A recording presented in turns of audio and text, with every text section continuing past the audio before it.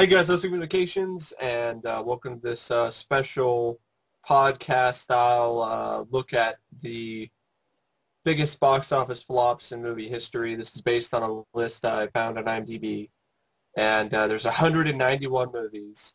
And somewhere around the list, I'll mention, Lone Ranger and so forth like that, maybe. But anyway, I'm actually not alone on this. I'm joined with a good friend of mine.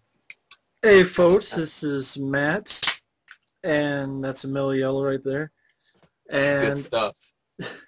I am joining Mike on this sort of trip through fuckitude lane of box office flops. Some, that deserve it. Some that don't. Some that are bullshit, but yeah, exactly. I guess we'll start with Fear.com. Which I have not actually seen this yet. I've seen the trailers before. I think I might have caught part of it on TV. It's a piece of shit. It was too lame for me to even continue watching it. So it's directed by William Malone, who directed Creature, a solid alien. Much better than this movie. House on Haunted Hill, which is the House on Haunted Hill remake. Yeah, I forgot he did that one. That's a good one. This is a shitty one. It's pretty much The Ream, but it's a website instead of a videotape. It's a PG-13. It was rated R. Okay. It's rated R, but you go on this website, and within a certain amount of time after the website, you die. Mm-hmm. Kind of like The Ream. I remember Steven Dorff dies at the end. It's very original film. I guess in pre-production, the website featured in the film was called Fear.com. Despite the producers not owning that website in real life. They had hoped not to buy the domain name from its owners at the time, but were told that it was not for sale at any price, leading to the website's name in the film being changed to fear.com.com. Huh. It's only a little bit of trivia there. It's not a lot of... I remember Jeffrey Combs was in this, and he died, too. Wow. Seems like everybody dies in this movie. I think except the lady. The hemophiliac, I think. I think she's a hemophiliac. Sure. Lead girl, I think. I barely remember Fear.com, but how much did it cost? It cost about $40 million? Yeah. And it says it made $18 million. I think. I looked on Wikipedia. That's not even counting... Costs about $42 million estimated budget on IMDb here, and the gross was around $13 million in the U.S. So it's different on both sites, I guess. Well, I think it's $13 million in the U.S. and then $5 million foreign. So yeah. It's $18 million worldwide. 18 million. That's not counting, production, retail. Well, I mean, he made $18 million worldwide, so he didn't even make his budget back. No. Let alone... No. It's kind of a stupid idea. I mean... It's just, hey, The Ring was a success. Let's do a fucking same thing, only as a website. Exactly. So that's number 191. Next up we have number 190, Extreme Measures. Nah, I'm really sad about this, because I really enjoy this film with Hugh Grant and Gene Hackman. It's a nice sort of that question, how many people would you kill to cure cancer? It's like Hugh Grant's a doctor, and there's this homeless guy who comes in. He looks into it, and he finds out Gene Hackman's doing these experiments on homeless people involving paralysis, and it's sort of that ethical, what would you do? How many people would you sacrifice? I thought Hugh Grant was really good, his dramatic role. I really enjoy the film, and it's sad it didn't do well, but I thought Gene Hackman was good, Hugh Grant was good. And sounds interesting. I don't think I've ever actually seen that film. I think it's the same director who did Gorillas in the Mist.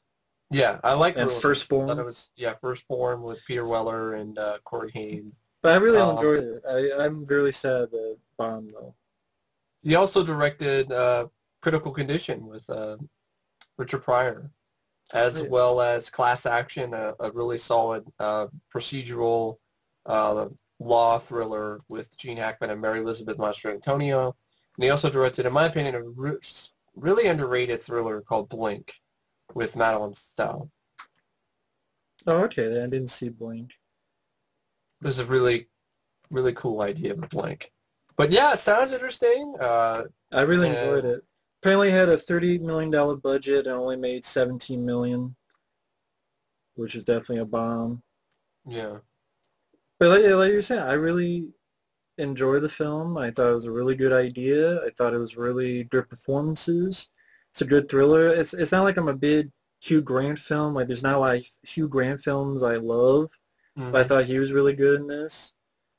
And it says here, marked the first production of partners Hugh Grant and Elizabeth Hurley, short-lived Simeon Films, which I think was when they were married. Or whatever. So it was their production company, probably.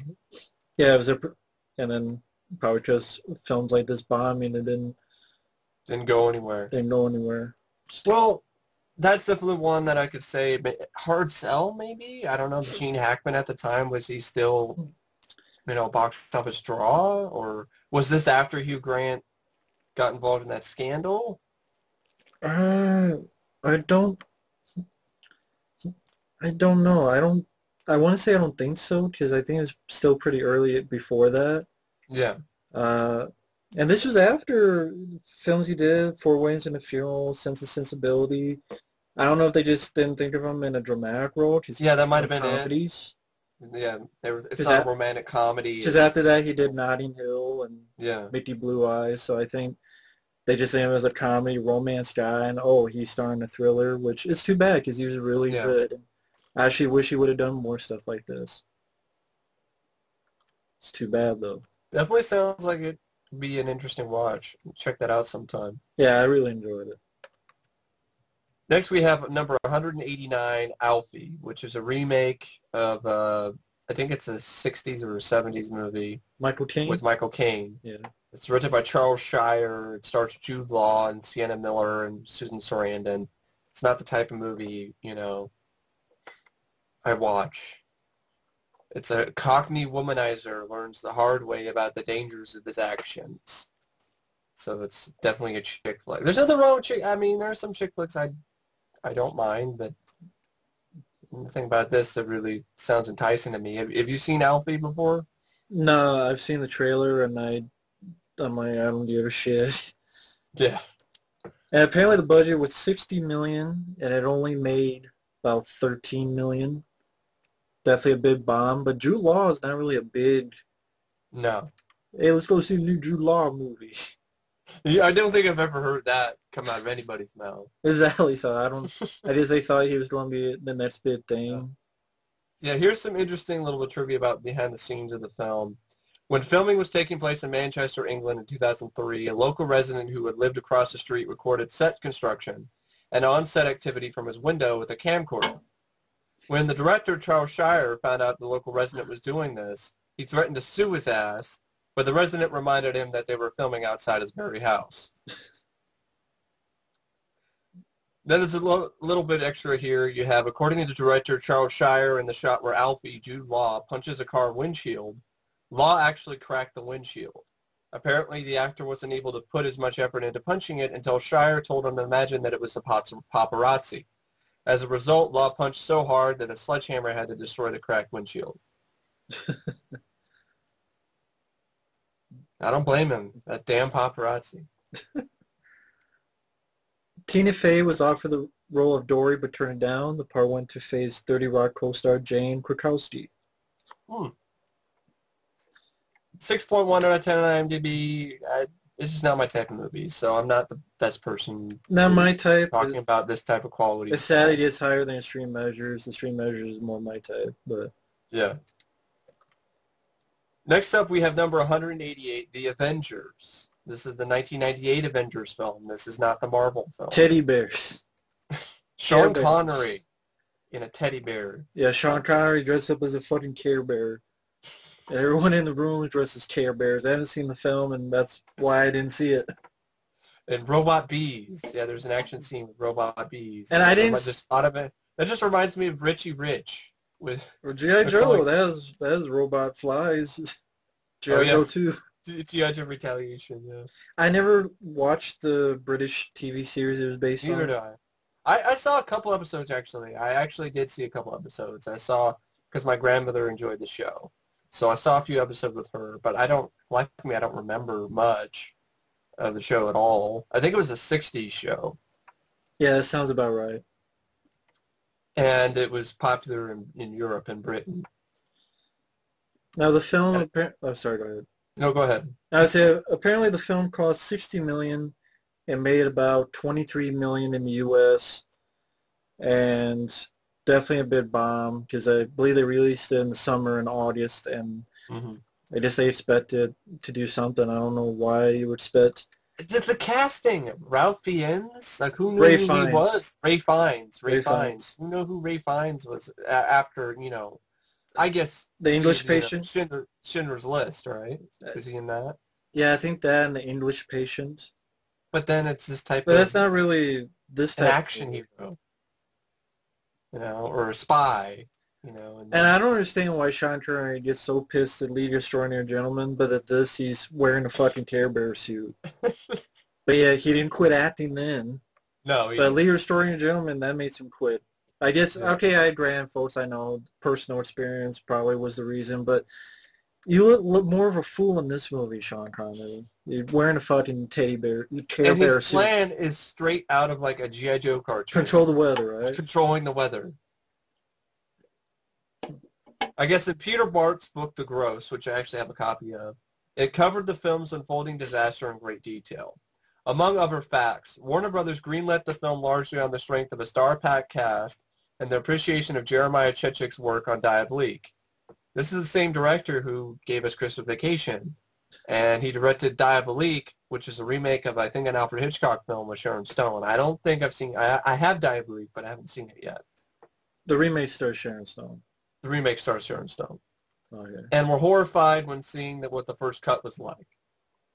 The first screening took place in front of a largely Spanish-speaking working-class audience in Phoenix, Arizona, who hated the film. You puto!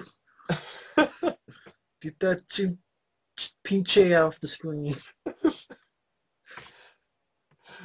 The studio then forced Chechik to cut many of his favorite scenes and conduct reshoots. And the final cut went from 115 to 89 minutes and was completely incoherent. The studio even refused to hold further test screenings or to have an official premiere before the film's August 1998 release. Damn, that's like 25 minutes cut out? Shit. Mel Gibson was considered at one point for the role of John Steed that went to Ray Fiennes. Fiennes. Can't pronounce words. Ray Fiennes.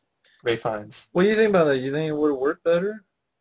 I mean, I didn't see the film, but I mean, like, box office. I don't think anything would have saved this movie. The script was horrible. You had Sean Connery dressed as a red teddy bear. You had clones. You had robot bees. You had not much of any excitement. You had way too much silliness. I guess also Nicole Kidman was unable to take the role of Emma Peel that went to Uma Thurman because she was contracted to make Eyes Wide Shut. Gwyneth Paltrow also turned down the role of Emma Peel. The original release date for the film was actually June 26, 1998. And then after the poor test screenings, the film was pushed back to August 14, 1998. And the June spot was filled in with The Perfect Murder, which I think is a Sandra Bullock film. Diana Rigg, who was the original Emma Peel, was sent a script with a view to her playing this character of Alice, but she passed.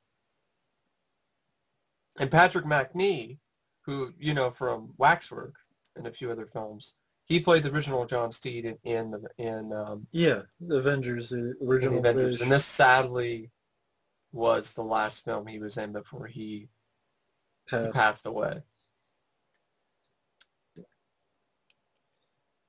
Michael Kamen originally began scoring the film, having impressed director Jeremiah S. Chechik with his tongue-in-cheek style in 101 Dalmatians. Kamen liked an attempt to aim it at a moving target, but after being issued with 5 or 6 revised edits of the film, because of this upheaval, he elected to work on Lethal Weapon 4 instead. Despite this, his name featured on early trailers.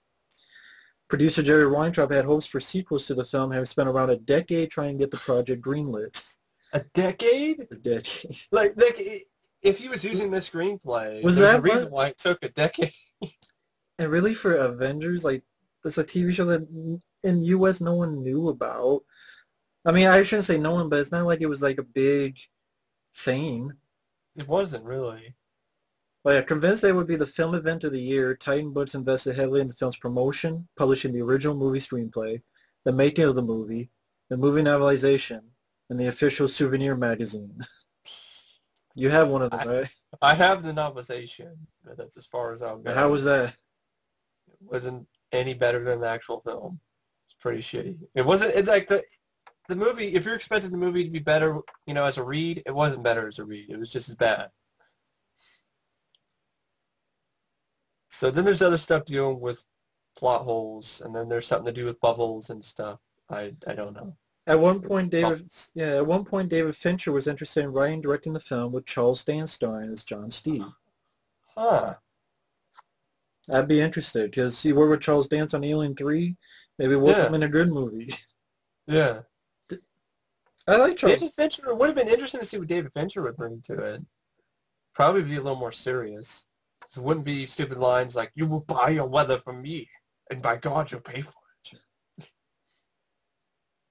Because he controls the weather now, and he wants to... Sean Connery... See, this is part of an action scene. Steed and Peel are chasing after two teddy bears in the Winter Wonderland headquarters. That's all I have to say. That's an action scene. And Elizabeth Hurley was considered for the role of Ember Peel. That's when Elizabeth Hurley, people remembered her. Yeah. Because she hasn't done anything in, a decade. No. And this was also nominated for a shitload of Razzie Awards, and it won for Worst Remake or Sequel. Mm-hmm. Given to Jerry Weintraub, the producer. So next up you have number 187, The Spirit, which came out in 2008. This is the film that killed Frank Miller's career as a director in Hollywood. Very promising with his work with Sin City, working with Robert Rodriguez. And he gets this... He chooses to do this as his follow-up, and for his directorial debut, really, because this is the first film you could say he directed entirely, because Rodriguez directed parts of Sin City. Yeah. And first off, it was a hard sell because it's a character that really nobody knows about. I mean, he then tried to make a TV series of The Spirit in the 80s with Sam J. Jones, but it never made past a pilot episode that I don't think was even aired. So it was based on a character, I think it was, I'm trying to remember who did, it was a well-respected artist who created The Spirit, Will Eisner. He created The Spirit. And I think he actually passed away, I think, recently, or pretty soon before the film, I think, came out, if I remember correctly.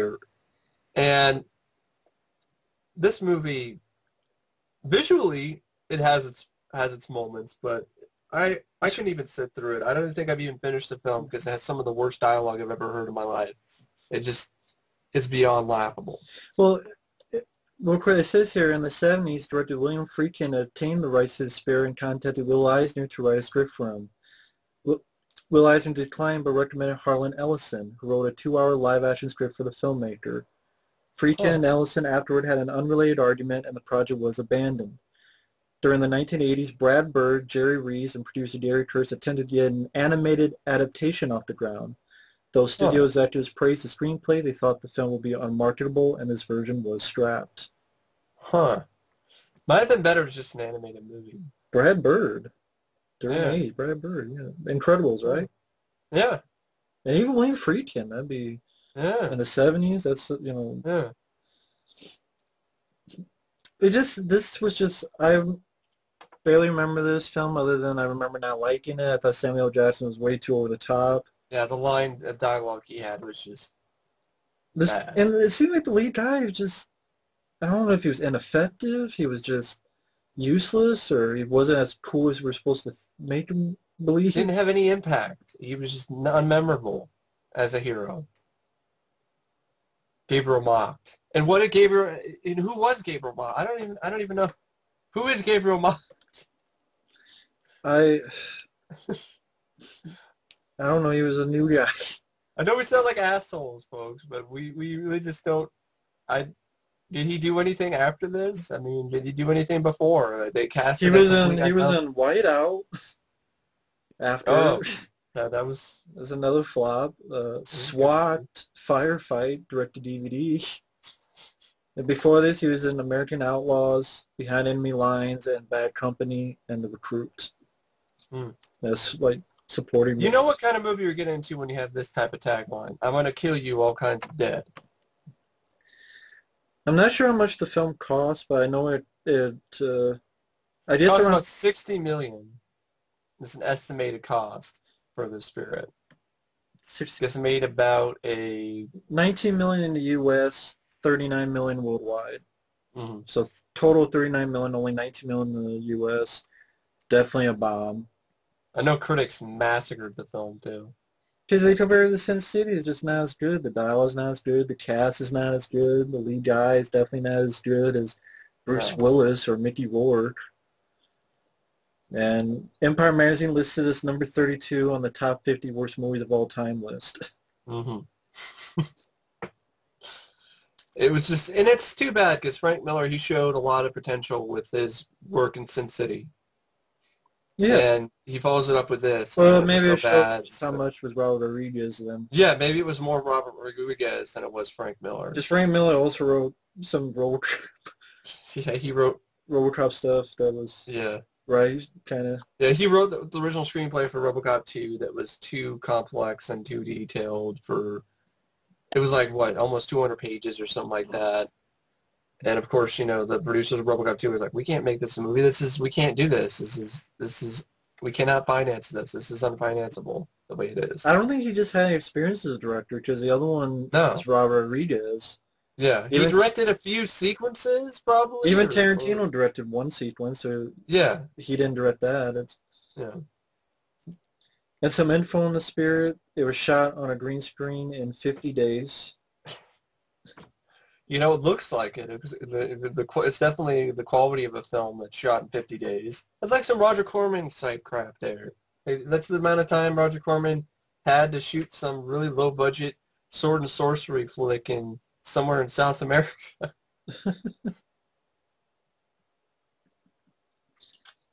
Nothing else in the trailer even looks remotely interesting.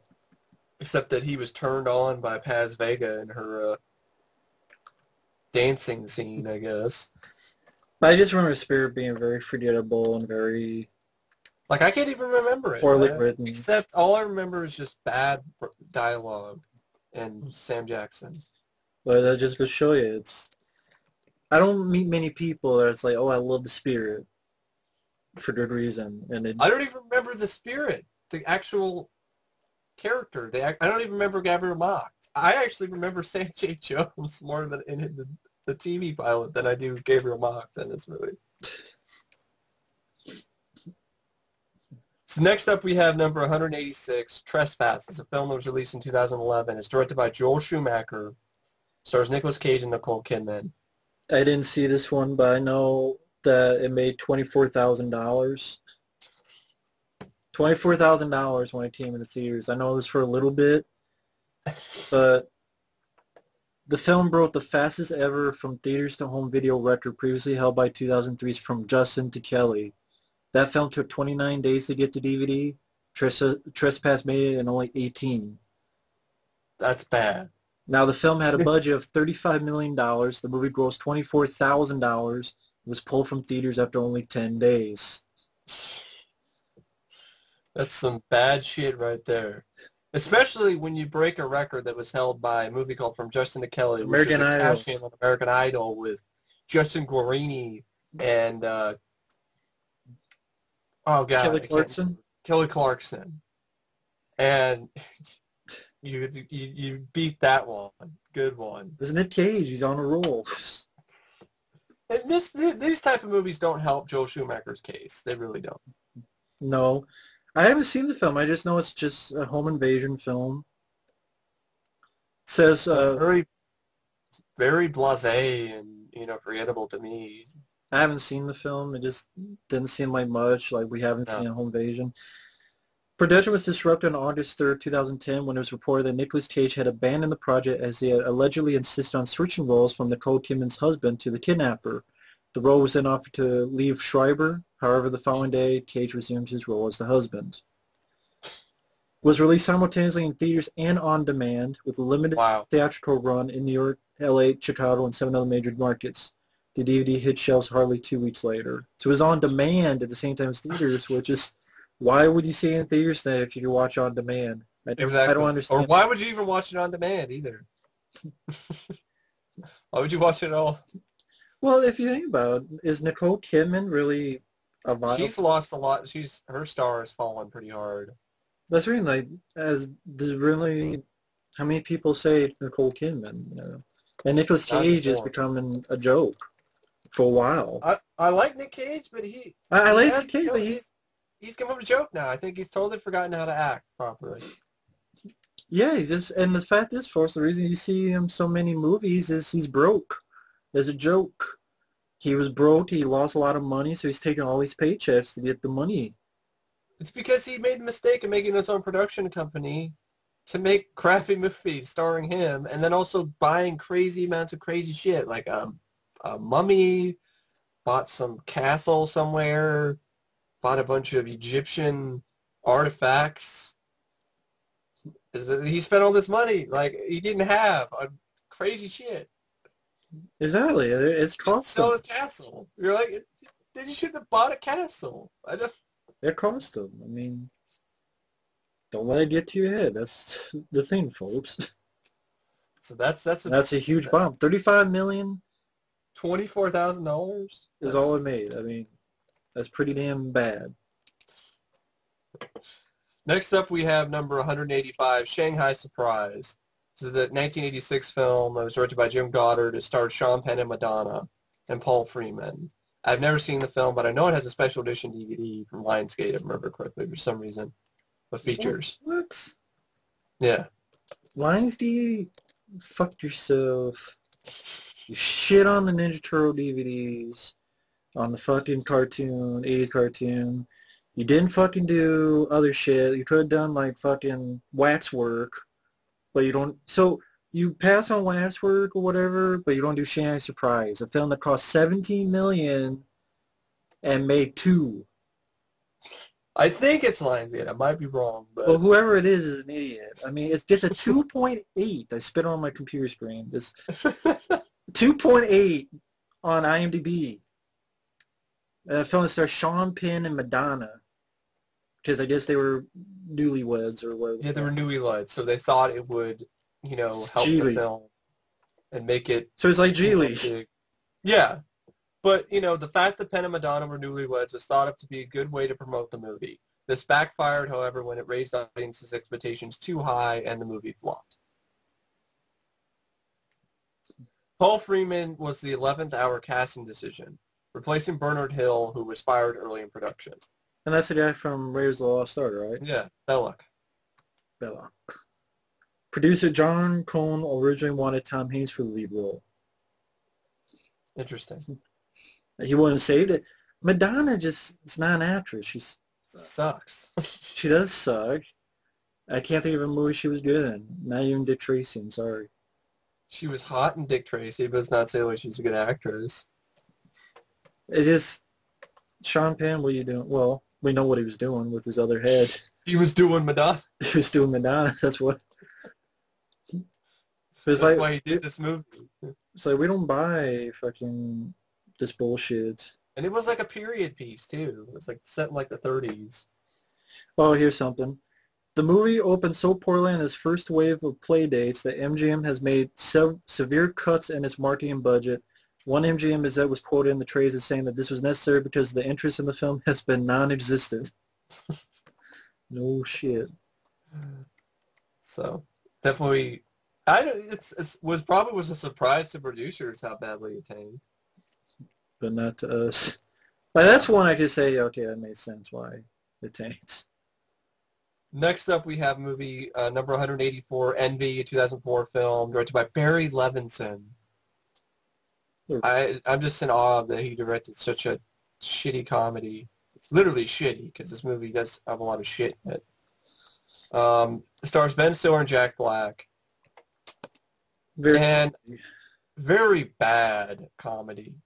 pretty much, folks. Jack Black, Ben Stiller are friends. Jack Black makes this invention, that vaporizer, that if your dog dumps or whatever, it disappears.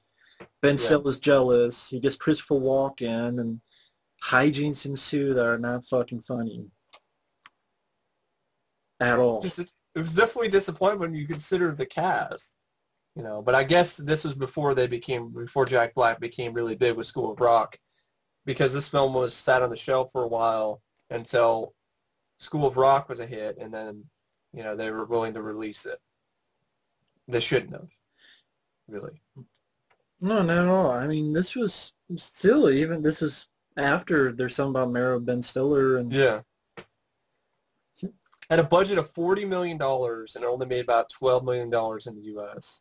And I don't know where the $40 million went. I just don't know paychecks and blowjobs. But yeah, like Mike said, the movie had been shot almost 2 years before its release in theaters. It was in danger of being released straight to video due to poor audience response during test screenings. It was only due to the School of Rock with Jack Black. Its huge success made it get a theatrical release. It performed so poorly in U.S. theaters that it was released straight to video in Europe. And both Jack Black and DreamWorks' Jeffrey Katzenberg publicly apologized for the film during a press conference for Shark Tale at the 2004 Cannes Film Festival. I find that ironic because Shark Tale is just as bad as Envy, so they should be apologizing for both movies at the same time. I'd rather watch Shark Tale than Envy. I admit that. I'm not a really big fan of Shark Tale, but I'd rather watch that than Envy. Yeah. It is nothing to it. That's a stupid idea for a movie. It's a stupid movie. That's not. And it's fun. Barry Levinson. I just. Well, obviously people knew it was so bad. Like you said, it was made. It was on the shelf for 2 years. Kind of explains. Exactly. Self-explanatory. So next up we have number 183, a movie called Twilight. No, it's not the movie with gay vampires or Robert Pattinson. No. I wish that movie tanked so we wouldn't see any more of those Twilight movies. We can only dream. We can only dream. This is a 1998 film directed by Robert Benton and it starred Paul Newman and Susan Sarandon and Gene Hackman. I guess our early role by Reese Witherspoon. It's like a thriller, mystery. Yeah. I've never seen it. I haven't seen it either. I think it's from the same guy who did Kramer versus Kramer. Mm-hmm. Haven't seen the film. I think it cost around $37 million. It made about $15 million. Mm-hmm. And yeah, I haven't seen the film. Probably considering the cast, that's a disappointment. Yeah, Paul Newman. You know, Paul Newman and Sarandon and Gene Hackman. Yeah, you have James Garner. You got Stockard Channing. You Yeah. got Liev Schreiber. Must have been an early role for Liev Schreiber. Well, Elmer Bernstein did the score. Okay. Huh. That's cool. So I've heard about the film. I haven't seen it yet, but I guess that definitely is a surprising flop for Paramount, considering the cast. Next up, 182 is Josie and the Pussycats. Is that a cartoon it was based on? Yeah, it was a cartoon. Never saw the cartoon. Hanna-Barbera cartoon. I've seen parts of it because it was on Boomerang or, you know. I even kind of remember the theme song a little bit.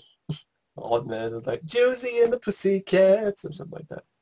I will admit the cast kind of interests me. Rosario Dawson, kind of early role. Tara Reid, no, but Rachel Lee Cook, I don't mind. Yeah. But I can't really say it's like a movie like, ooh.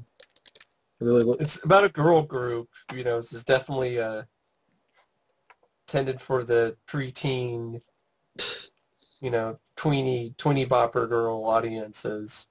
I guess it had a budget of about $22 million, and it only made about $14 million in the U.S. And probably a pretty big flop, you know, considering for Universal, because I vaguely remember advertising and like CD, they probably tried to sell CDs. They advertised it on TV. They probably tried to sell dolls and stuff like that. Well, in case someone wants to be a dick, Box Office Mojo, for some reason, it says it has a $39 million budget. Okay. Either way, it's still a flop. IMDb can be... I know, I just put it out there in case someone's like, no, it's not. Well, I beat you to it, so Okay, whoever out there says anything. This is a movie that had a tagline just called, "Here, kitty, kitty, kitty." It's not really funny, I have no words for that tagline at all. So anyway, I really don't know a lot about. I've never seen this film. I guess there's scenes from TRL in it, from MTV. Seth Green is one of the members of the board group Du Jour. He went on to co-create Robot Chicken, which has featured work by several actors in the movie, including Brendan Meyer, Donald Faison, Rachel Lee Cook, and Rosario Dawson. So maybe that's where Seth Green met most of these people, or not all, but most. So maybe. I guess. Yeah, go ahead. Tara Reid and Carson Daly started dating after meeting on set during his cameo. They eventually became engaged before ending their relationship in June 2001. Rachel Lee Cook, Rosario Dawson, and Tara Reid had to go to band camp for 2 weeks to learn how to play the actual songs in the movie. Tara Reid starred as the band's drummer, Melody Valentine. Not knowing how to... That sounds like a stripper. Doesn't that? It just sounds like a stripper kid. Not knowing how to play drums before they filmed, she needed to learn the basics so she could appear to know what she was doing behind the kit. Producers hired Drew Thomas, and he was in such bands as Bold, Into Another, Youth of Today, and Drew went on to play in the band Godfire's Man along with members Error Type, 11, and Garrison. I've never heard of any of those bands. No, me neither. Into Another sounds like a very suggestive band name to me. In line with its theme of subliminal advertising, the inordinate degree of product placement in the film constitutes a running gag. Almost every scene features a mention or appearance of one of the more famous brands, including Sega and the Dreamcast. Sega mascot Sonic the Hedgehog also appears in Archie comics. Motorola, Starbucks, McDonald's, Gatorade, Snapple, Evian, Target, Aquafina, American Online, Pizza Hut, Cartoon Network, Revlon, Kodak, Puma, Advil, Bounce, and more.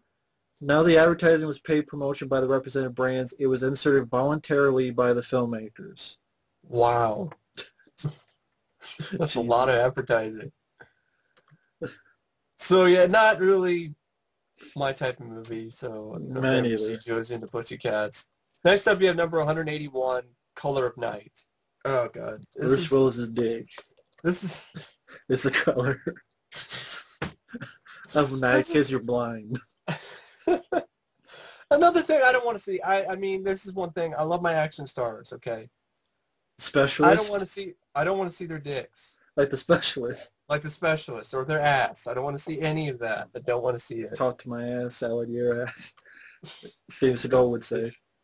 There's a 4.9 IMDb.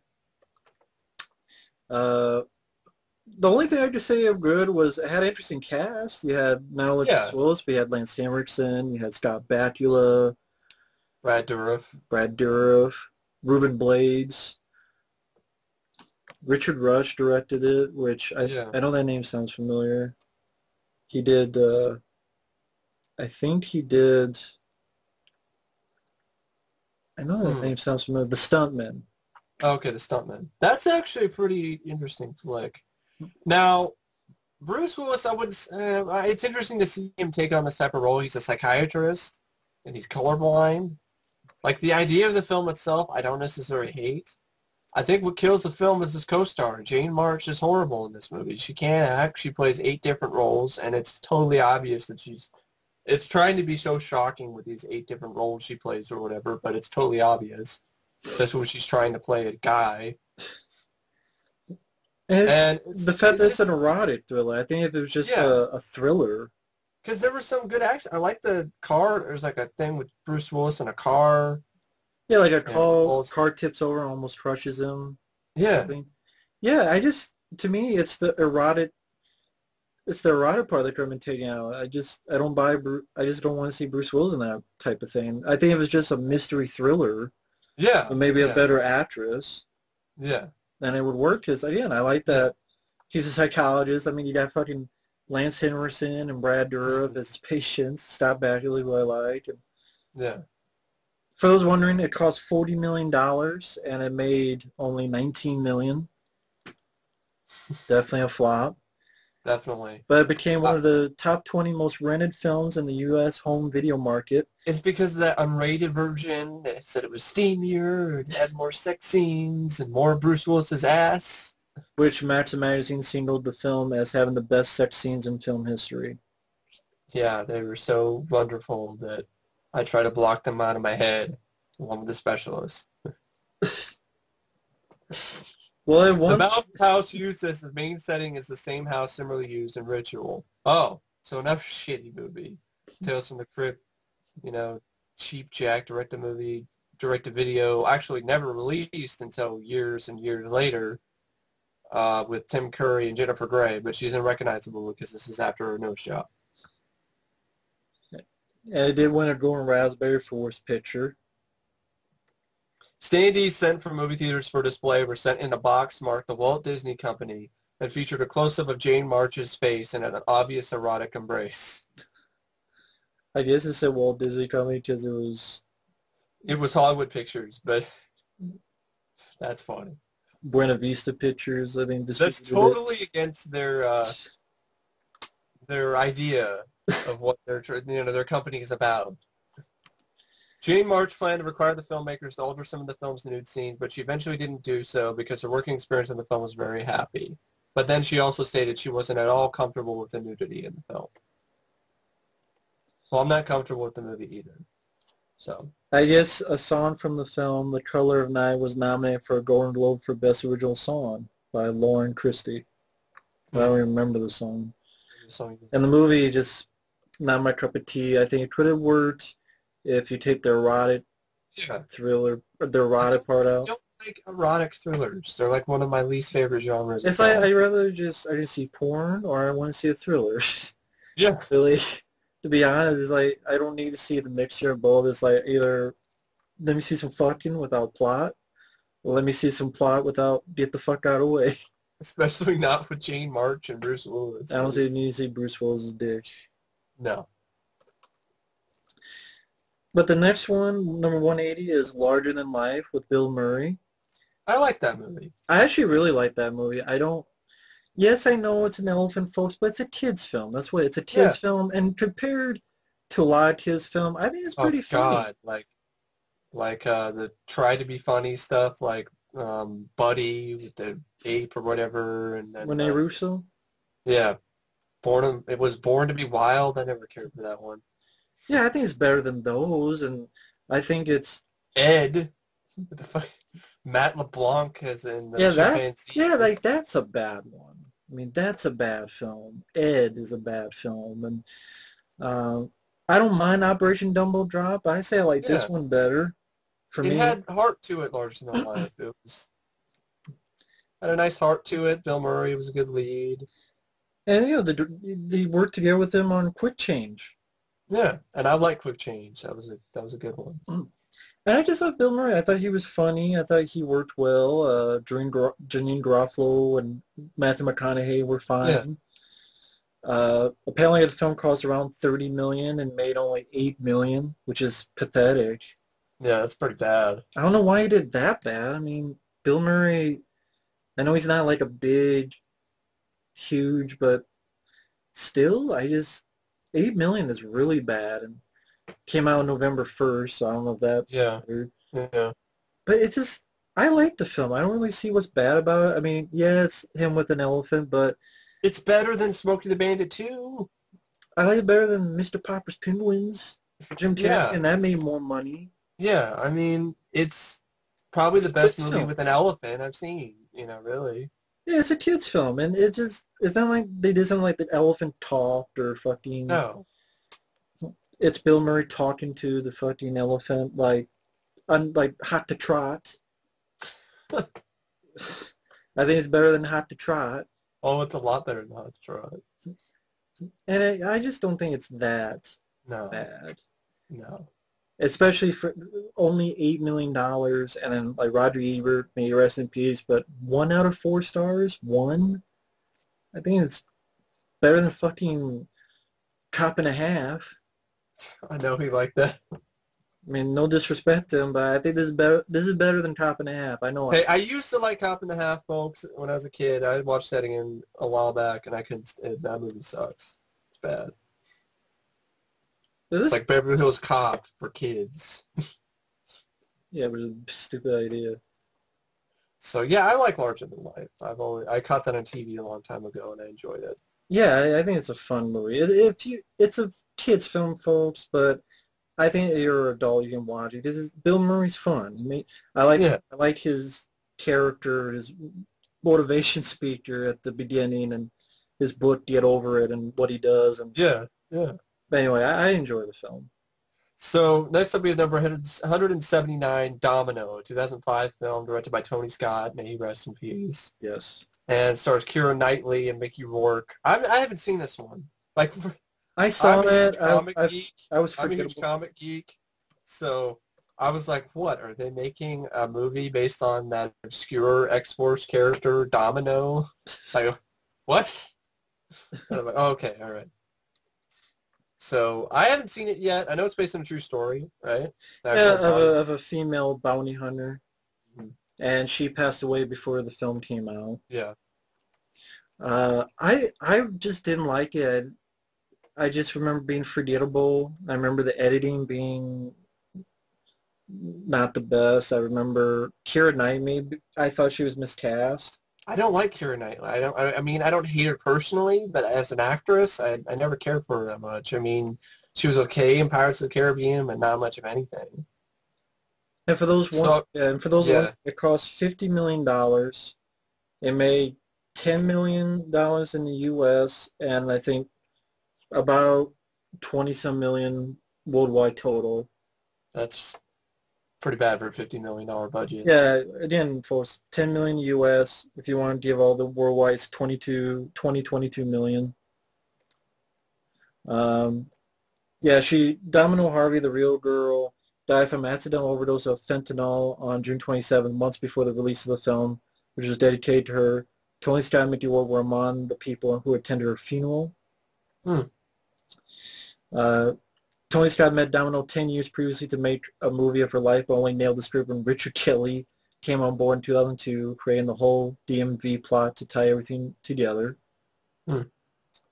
Meteor initially turned down the role of Ed as he felt the script was weak and wanted to take part in Guy Ritchie's Revolver, which was shooting at the same time. However, he gave in when director Tony Scott rewrote the part with Rourke specifically in mind.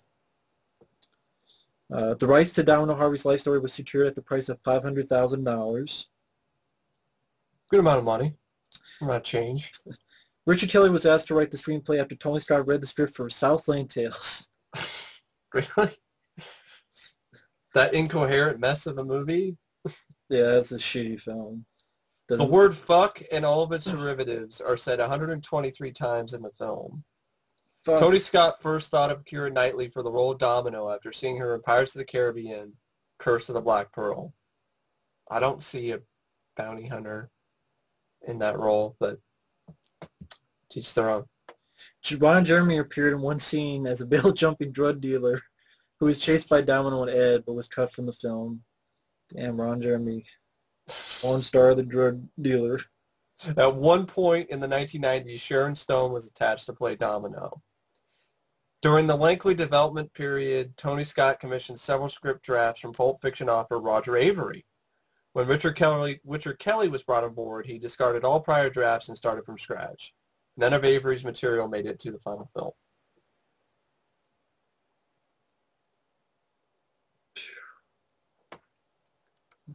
Would you think he would have helped, maybe, with that writer, Roger Avary? I don't know. I think he did Silent Hill. So.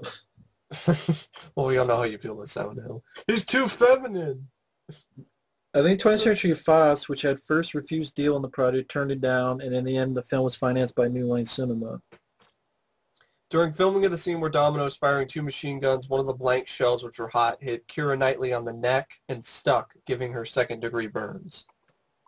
Ow. Ouch. But yeah, Domino, I don't really remember. I just remember that being, of the Tony Scott films, one of the ones I did not care for. Yeah. I haven't seen it because it just didn't look interesting to me. Oh, Glitter?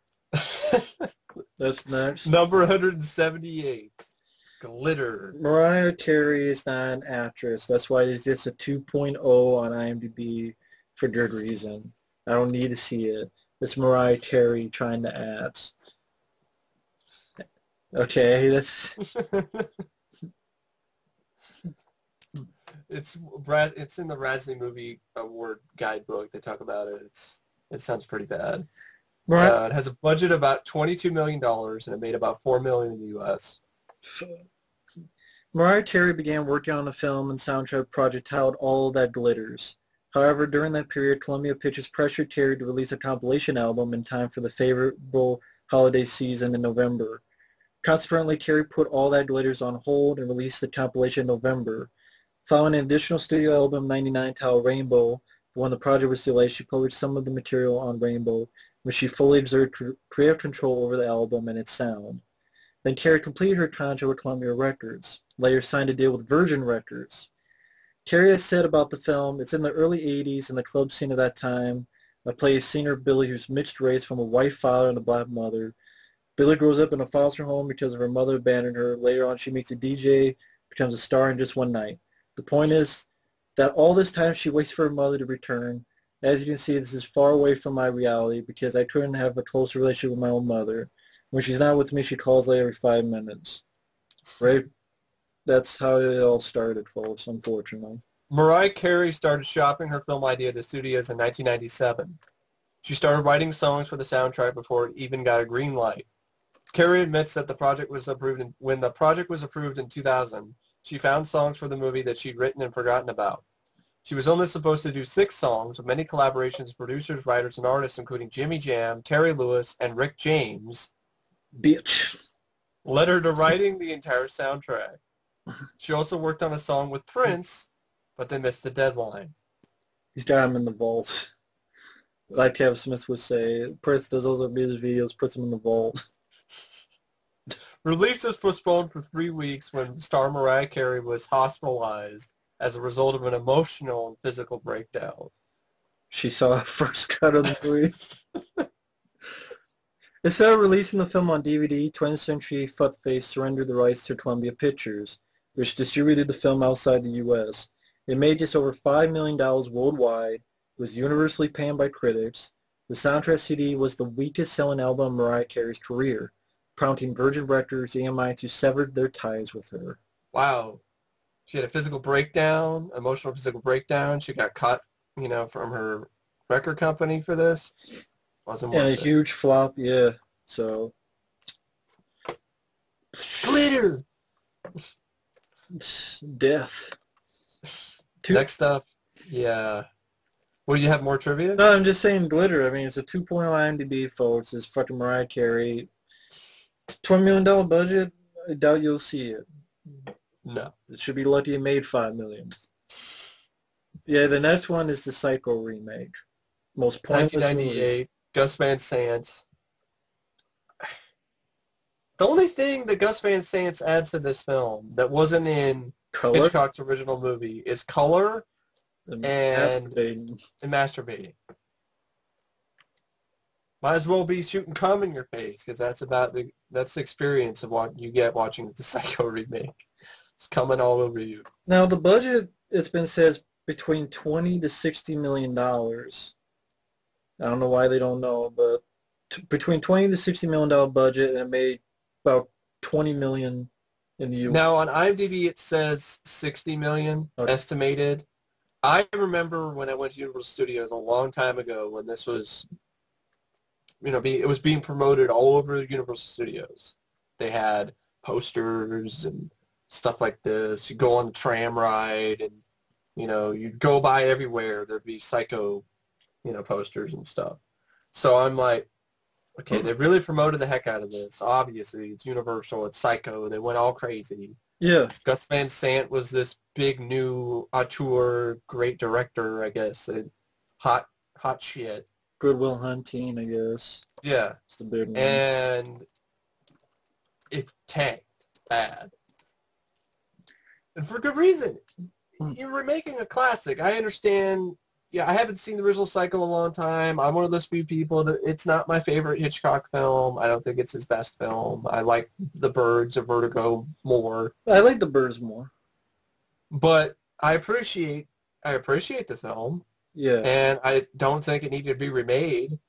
And I guess during filming, Gus Van Sant brought along a DVD. What did it gross? 20 million? Yeah, about 21 million. During filming, Gus Van Sant brought along a DVD player and played the original Psycho, and they used it for reference. When he spotted a mistake, a door opening without a key, Van Sant decided to put the same mistake into his film. This is what you think of when you think of unnecessary remakes, folks, by Hollywood. Spent $60 million on a shot-for-shot remake of a classic film with nothing new to it other than Vince Vaughn masturbate. And it's in color. Honestly, folks, this is like a fucking film school kid would do as a project because he's bored. Yeah. Or, okay, here's what you're going to do. Here's your film project. You're going to college, and here's Psycho. It's a classic. You recreate it. Yeah. Shot by shot. And it's like, okay, a film school project, maybe. As a movie, I have the DVD, folks, because it has a commentary. I wanted to listen to it. Just get an explanation and the making of. And first off, they're proud of the film. And second off, they keep talking about how they keep comparing to like when you make a play. Because when you do a play, you do the same thing. It's the same. It's not. It's because when you do it, it's like just even if it's the same. It's like when you do a play, it's just, you know, different people, and they bring their own stuff to it, and being in color. And, like, they have something that, like, they interview, like, younger folks, and, like, I don't know what Psycho is. What's Psycho? And I don't know if that's part of the reason they want to do it is, I don't want to watch that movie. It's in black and white. And it's like... It's a pretty shitty reason, I'm sorry. For the people they interviewed, like these kids on the street, like they just, not kids, but just people on the street, I'm like, you fucking serious? Like, are you serious? Are these real? Did they plant these people on the street? Yeah. Cinematographer Christopher Doyle had not seen the original Psycho when he shot this remake. Okay. Anne Hayes had not seen the film before she was cast as Marion Crane either. I guess Laura Linney was offered the role of Marion Crane, but turned it down in favor of The Truman Show. Good. Although the remake was critically slammed, it did get a blessing from Alfred Hitchcock's daughter. She even claimed that remaking the film shot for shot is something he would have done. She seemed to forget that Hitchcock did indeed remake one of his films, The Man Who Knew Too Much, as The Man Who Knew Too Much, but it was not shot for shot. Mm-hmm. When asked why he did a shot for shot, full-color remake of Psycho, Gus Van Sant replied, so no one else would have to. No one else would have done a shot-for-shot color remake of Psycho because it's stupid. It's a stupid idea. It's pointless. I don't give a fuck. Well, when you do a play, you do the exact same thing. Then do a play. It's not a play. It's a feature film. Go do the play then. It's really just Psycho on stage. Do that instead. Honestly, what you got from making of and commentary was that this was an experiment they wanted to do. Like, would Psycho have the same impact if you did the same thing, but you just had different people? And it's a stupid waste of money when so many good ideas. Why don't we just remake anything that way then? Huh? Let's do a shot-for-shot remake of Alien, with same thing. Only you have fucking Channing Tatum as Dallas and fucking... Yeah. I don't know who would play Ripley. Fucking Megan Fox. So... It just, to me, like, so many films, like, you could have put in the Isobar, put in the Crusade. Yeah. I know those are different studios, but it just... $60 million. For you hear it could be 20 to 60, but even $20 million is too much for a shot-for-shot. Universal should have said, no way in hell are we doing this. This is stupid. This will not make any money. Well, that's the same studio, Universal, that said no to John Carpenter doing a sequel to The Thing. Yeah. But they were okay with this. Yeah. Gus Van Sant doesn't consider this film a copy of Alfred Hitchcock's original. Yes, it is. If it's not a copy, what would it? he remarked, if I hold a camera, even if it's in the same place, it will magically take on the character. Well, then Our I can do it. shows you can't really appropriate. Or you can, but it's not going to be the same thing. Then by his logic, I can do the same thing and not get sued. Yeah. It's not a copy. It's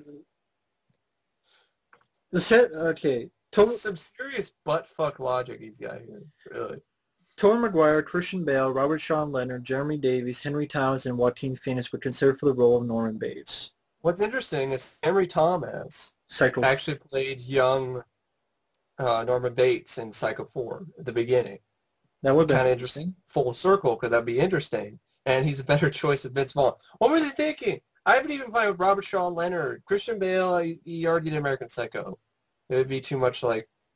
Joaquin Phoenix, I think, might have been interesting. Did he do American Psycho by 98? That was later. Yeah, that was 99. So, or 2001? I thought it was in the 2000s. Yeah, you did American Psycho later, so that would be interesting, maybe, Christian Bale. Tobey Maguire, no. Sorry. No. Jeremy Davies, nah, not really. But yeah, Henry Thomas, Robert Sean Leonard, I could see. Joaquin Phoenix. Joaquin Phoenix. Better than Vince Vaughn? What do they think of Vince Vaughn? The guy from Swingers? Norman Bates? Yeah, that was a really shitty casting. Maria Bello, Rachel Weisz, and Julianne Moore were considered for the role of Marion Crane. Nicole Kidman was offered the role of Marion Crane, but turned it down over scheduling issues. Drew Barrymore was also considered for the same role. It was a useless film. Then you have the kitchen knife in the film is credited as belonging to John Woo. Whoopie-doo. Exactly. I just thought it was interesting. I'm like, why would John Woo even want to put his name on this piece of shit, even if he's just saying that's my kitchen knife, right? Maybe they stole it or something. just not even trying to be your own film. It was just the shot-for-shot thing was just maybe even... It was insulting, really. I mean, a remake is pointless altogether. A fucking... You know what? Just go watch Cycle 2, 3, even 4. Like, they actually do their own thing, and, you know, it's just pointless. Literally one of the worst remakes. Definitely deserved the flop. Bad casting, Anne Heche, didn't buy her. Yeah, I didn't like Anne Heche. It's Vaughn, no. For those wondering, it's a 4.6 on IMDb. Sure. Next up, we have, it deserves a 4.6. Next up, we have a film I hold close to my heart. I enjoy this. 176 Toys. It was released in 1992, directed by Barry Levinson, stars Robin Williams. There's a lot higher than the 4.8 on IMDb. I don't think it's that bad of a movie. I actually really liked it. I would put it in my favorites of Robin Williams. Same here. I just think as a film, it is visually stunning. The production design in this movie is just stuff you don't see nowadays. It's all practical. I don't think I saw any CGI in this movie. Well, it did receive Oscar nominations for art direction and costume design. It didn't win one, though. Yeah. It deserved that Oscar for that production design because it just created a whole new world. And it was great to look at. It was beautiful. When people defend films as art, I can look at Toys as, yes, that is a piece of art.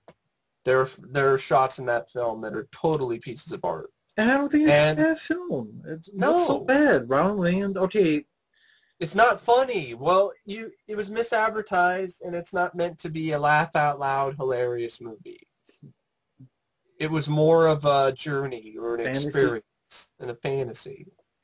Yeah, I thought it really made a new world that you won't see nowadays because it would be CGI.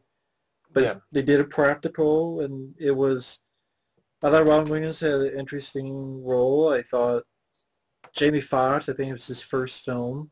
Yeah. As sort of the son of the general. Yeah. Oh, no, that wasn't him. That was LL Cool J. That was LL Cool J. LL Cool J I didn't mind either. I didn't mind him. Jamie Foxx was one of the workers, one of the security guys, soldiers. But LL Cool J was fine. Him blending with the environment.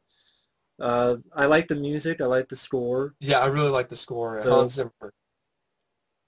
and what's that girl? Especially, The girl who sang the song. The Chris, Tori Amos, Happy Workers. no, the Christmas like. Oh, the Christmas Christmas song. At the time. closing of the year. Yeah, I thought Wendy and Lisa. Yeah, that's the band, Wendy and Lisa, I think. it's a great Christmas movie. I think. That is an absolutely beautiful song, Yes, the closing of the year. I agree. And, you know, just Oh yeah. emotions are wonderful. Who won art direction was Howard's End. I don't even remember that. That was like a period piece. I'm sorry. That's not nearly as impressive as Toys. They created an entire new world. And then Bram Stoker's Dracula won costume design. I can understand Bram Stoker's Dracula. Yeah, Howard's End art direction. The Anthony Hopkins movie where it took place in Victorian era or something. Yep. That's based off stuff you can tangibly recreate. I just didn't give a shit. They didn't care. So how much? It had a budget of about $43 million. It lists on Wikipedia, and it made only about $23 million. And that's too bad because he was with that film for a while, right? Barry Levinson. This is a film he wanted to actually make as his directorial debut, and he held on and waited till he ended up, getting the funding and be able to do it. And for about, I think it was a long cherished project for him. And he worked about over 10 years. He worked on this film for over 10 years to develop it. And it took 10 months to shoot. And of course, this had that famous trailer where Robin Williams is in a field talking to the camera. Yeah. And I guess people just, they saw the trailers, they liked the trailers, and the movie was nothing like the trailers or something. Or it had its darkness, it was too deep, it was too... I don't know. I don't know. I mean, obviously, if people have seen it, they've given it a 4.8, which is way too low. I really don't understand why people didn't like it. I don't know if they thought it was too weird. Too strange, too different. Or they just didn't think it was hilarious. Funny. I heard it's the funny thing. It wasn't as funny as the trailers. Yeah.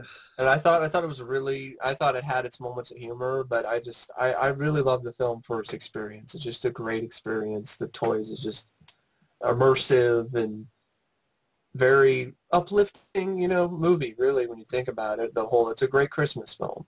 And I've always liked Toys. For the longest time, I remember I caught it when I was a kid, and I didn't even know what it was called until later. And then I'm like, oh, it's called Toys. Because I remember certain sequences. It makes me even feel emotions for a toy when it gets blown up. Oh, during the big battle scene. During the big battle at the end. Yeah, That's not easy to do. It looks great. It sounds great. Robin Williams is good. LL Cool J did fine. The guy who played the villain was fine as the general. Michael Gambon. Yeah. I don't see anything that bad about it. It's even just as you creating a new world, it was great at least on that front, folks. Yeah. Better than any film today that I can think of that did that. So I think Toys is underrated. And it was an original idea. It was. I don't think I've seen a film since like Toys. It's on a cloud of its own, so to speak. Well, I know if I ever met those guys, which will never happen, but that would be a film I'd ask them about Toys. Robin Williams or Barry Levinson. Yeah. I'm like, you know what? I'm sorry, man. It deserved more. It still deserves more. Yeah, it does. It's not that bad of a movie. That's one of those movies that we talk about in these box office flops. That's one of those films I feel didn't deserve it. It really didn't. Now, you could say it's a hard sell, but I wish it got, it does have its cult following, but, I really wish it got a little more respect, especially from critics. It did. It's not that bad at all. I don't think it's bad at all. So anyway, that's Toys. And if you guys don't like it, that's fine. There's no problem with that either. So next up we have number 175, The Warrior's Way. I very vaguely kind of know about this movie. I don't know about you, Matt. I think I saw the trailer to this once or twice. I think Jeffrey Rush is in it. Kate Bosworth is in it.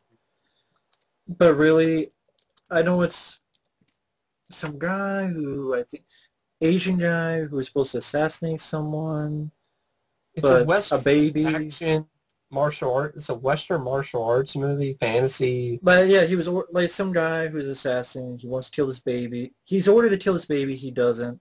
So he takes the baby to this Western town. It's like takes place in the West. And all these warriors come to besiege the town and they defend the town. I haven't seen the film. I think it cost around 42 million and made what 11 million. Yeah. It's directed by a director named Sigmo Lee. I've never heard of him. Never. And it's a weird, it's an action fantasy Western. Like, those three just don't seem like they fit together. The biggest box office bomb of 2010 next to MacGruber and Jonah Hex. Yeah. But It just didn't look like much, really, to me. It gets a 6.2, though, on IMDb. yeah, it's not anything that really interested me. So it's one of those films that just there's not much to say because we didn't see it and No, I didn't see not it. much So. trivia and it's the Warriors way. It was definitely a big bomb though. But I don't see how they thought it would have been a hit. I really don't. It's just too weird of a movie with And that also action Western. well, the cast either. No, you have a guy who's the lead who no one knows about. Kate Bosworth Ooh, Kate Bosworth. Ooh. from Superman Returns, which people hated. Yeah, And Jeffrey Rush is not like he's a big box office guy. Just no. there's And just the idea, Western fantasy. People just saw it and were like, this looks stupid. Anyway, next up we have The Black Cauldron, which is number 174. I haven't seen this film in years, but I remember really liking it in terms of a Disney. It was one of the few Disney movies I was like, when I was growing up, that I was like, wow, this is different. I've never seen sort of an animated movie like this. And I always kind of liked the film. And then figure out more about the trivia behind this film. It's really fascinating about what this film originally was and how controversial it was. Apparently the film cost around 44 million and it only made about 22 million. And for a Disney film, an animated film, it's pretty bad. I guess it was the first Disney animated theatrical feature to receive a PG rating. For its darkness. For its darkness. The film took over 12 years to make, 5 years of actual production, and cost over $25 million. Over 1,165 different hues and colors were used, and 34 miles of film stock was utilized. Holy shit. Drop numbers. I remember someone said it almost kind of reminded you of a Ralph Bakshi movie. Yeah, yeah. Almost like Disney was not really doing that, but a step towards that. Step towards that, yeah. I almost, if Ralph Bakshi, what if he had done the movie? Yeah. Like, yeah, that would have been interesting. I guess Tim Burton, he worked on the film as a conceptual artist, and he wanted to incorporate minions of the Horned King that were akin to facehuggers from the Aliens movie series. And some samples of his work can be seen on Disney's DVD of The Black Cauldron. that would have been cool. Pretty interesting. Suspended from video release for years due to its dark content. The management team at Disney changed during Cauldron's production. New studio chairman Jeffrey Katzenberg screened the mostly completed film and was appalled by the darkness of the film. He suggested editing the film, and when producer Joe Hale protested, animated films are typically not edited in post-production the same way live-action films are, Katzenberg brought the film into an editing bay and began cutting it himself, ultimately extracting 3 minutes from the final runtime. It had to be edited twice to avoid being released with a PG-13 or an R rating. That would have been cool. I like this. Told what Katzenberg was doing by Hale, CEO Michael Eisner called Katzenberg in the editing room and convinced him to stop. Though he did as Eisner insisted, Katzenberg demanded the film be revised and delayed its scheduled Christmas 1984 release to July 1985 so that the film could be reworked. Some of the cutscenes include the undead Cauldron born, who are used as the Hornteens' army in the final act of the film. While most of the scenes were seamlessly removed from the film, one particular cut involved a Cauldron born killing a person by slicing his neck and torso, creating a rather recognizable lapse due to the fact that the removal of the scene creates a jump in the film's soundtrack. I've seen pictures and stuff of the art that they were going to, put that sequence with the undead. According to animation artist Mike Peraza, when Disney started having screenings for the public at the studio theater to gather the reactions for the rough cut of the film, Mike Peraza knew that the undead section would most likely be revolting to some in the audience who would not expect to see a bunch of rotted corpses slowly fermenting. When the film reached the undead sections close to the end of the film, the doors opened and a mother was angrily leaving with her 2 wailing children. She was followed by another, and soon there was a sizable exodus of crying kids and upset parents fleeing from the theater. So the undead sections were quickly cut from the film. I don't know if they're... I don't think they are. They're not on the DVD. That's horrible. I remember you mentioned this once before, and I looked it up, and they're not on there. That's really too bad, because I've seen the artwork for those sequences, and that would have been awesome. When Katzenberg first screened the film, he told us to cut it by 10 minutes. Roy Disney, this is according to the producer of the film, Joe Hale. Roy Disney and I got together and found some scenes we could get rid of and didn't affect the story that much. When they ran out of the end for Jeffrey and the film finished, he asked Roy, "Is that 10 minutes?" When Roy replied that no, it was only around 6 minutes, Jeffrey stated, "I said 10 minutes." Joe Hale continued. Eventually Jeffrey Katzenberg, cut out about 12 minutes, which really hurt the picture. Sure lied, did the fucker. Yeah. Well, Jeffrey Katzenberg sounds like a dick. Sure lied. I said, yeah, 10 minutes. Actually, it's 12 minutes. One particular deleted scene featured Princess Eloise being partially naked with her dress being ripped, probably after or during a skirmish with a couple of the Hornteens' henchmen, as she's hanging for her life with Terran and Flam before or after the Hornteen summoned the Cauldron-born warriors. Another scene cut featured a man being dissolved by mist. Interesting. Huh. Interesting. Another technological breakthrough in this movie was the development of the APT animation photo transfer process. The first major change in the studio's method of transferring the artist's drawings to a cell since Xerox copying replaced hand inking over 20 years earlier. The APT greatly improved the quality of the animator's art. Dave Spencer was awarded an Oscar for his development of the APT process. Unlike most other Disney animated films, the film contained no songs. And the score was by Elmer Bernstein. Just came off the success of Academy Award nominated score for Trading Places as well as Ghostbusters. But because of the film's last-minute revisions, much of Bernstein's score was cut and unused. In its minority, the score was re-recorded for the album originally released by Maurice Sarabon in 1985. The album soon fell out of print, and many of the film's tracks did not resurface until a bootleg copy entitled Terran was supplied to soundtrack specialty outlets in 1996. And then the soundtrack was re-released in 2012 as part of Entrada Records' partnership with Walt Disney Records to re-release several Disney film soundtracks. So at least it got re-released.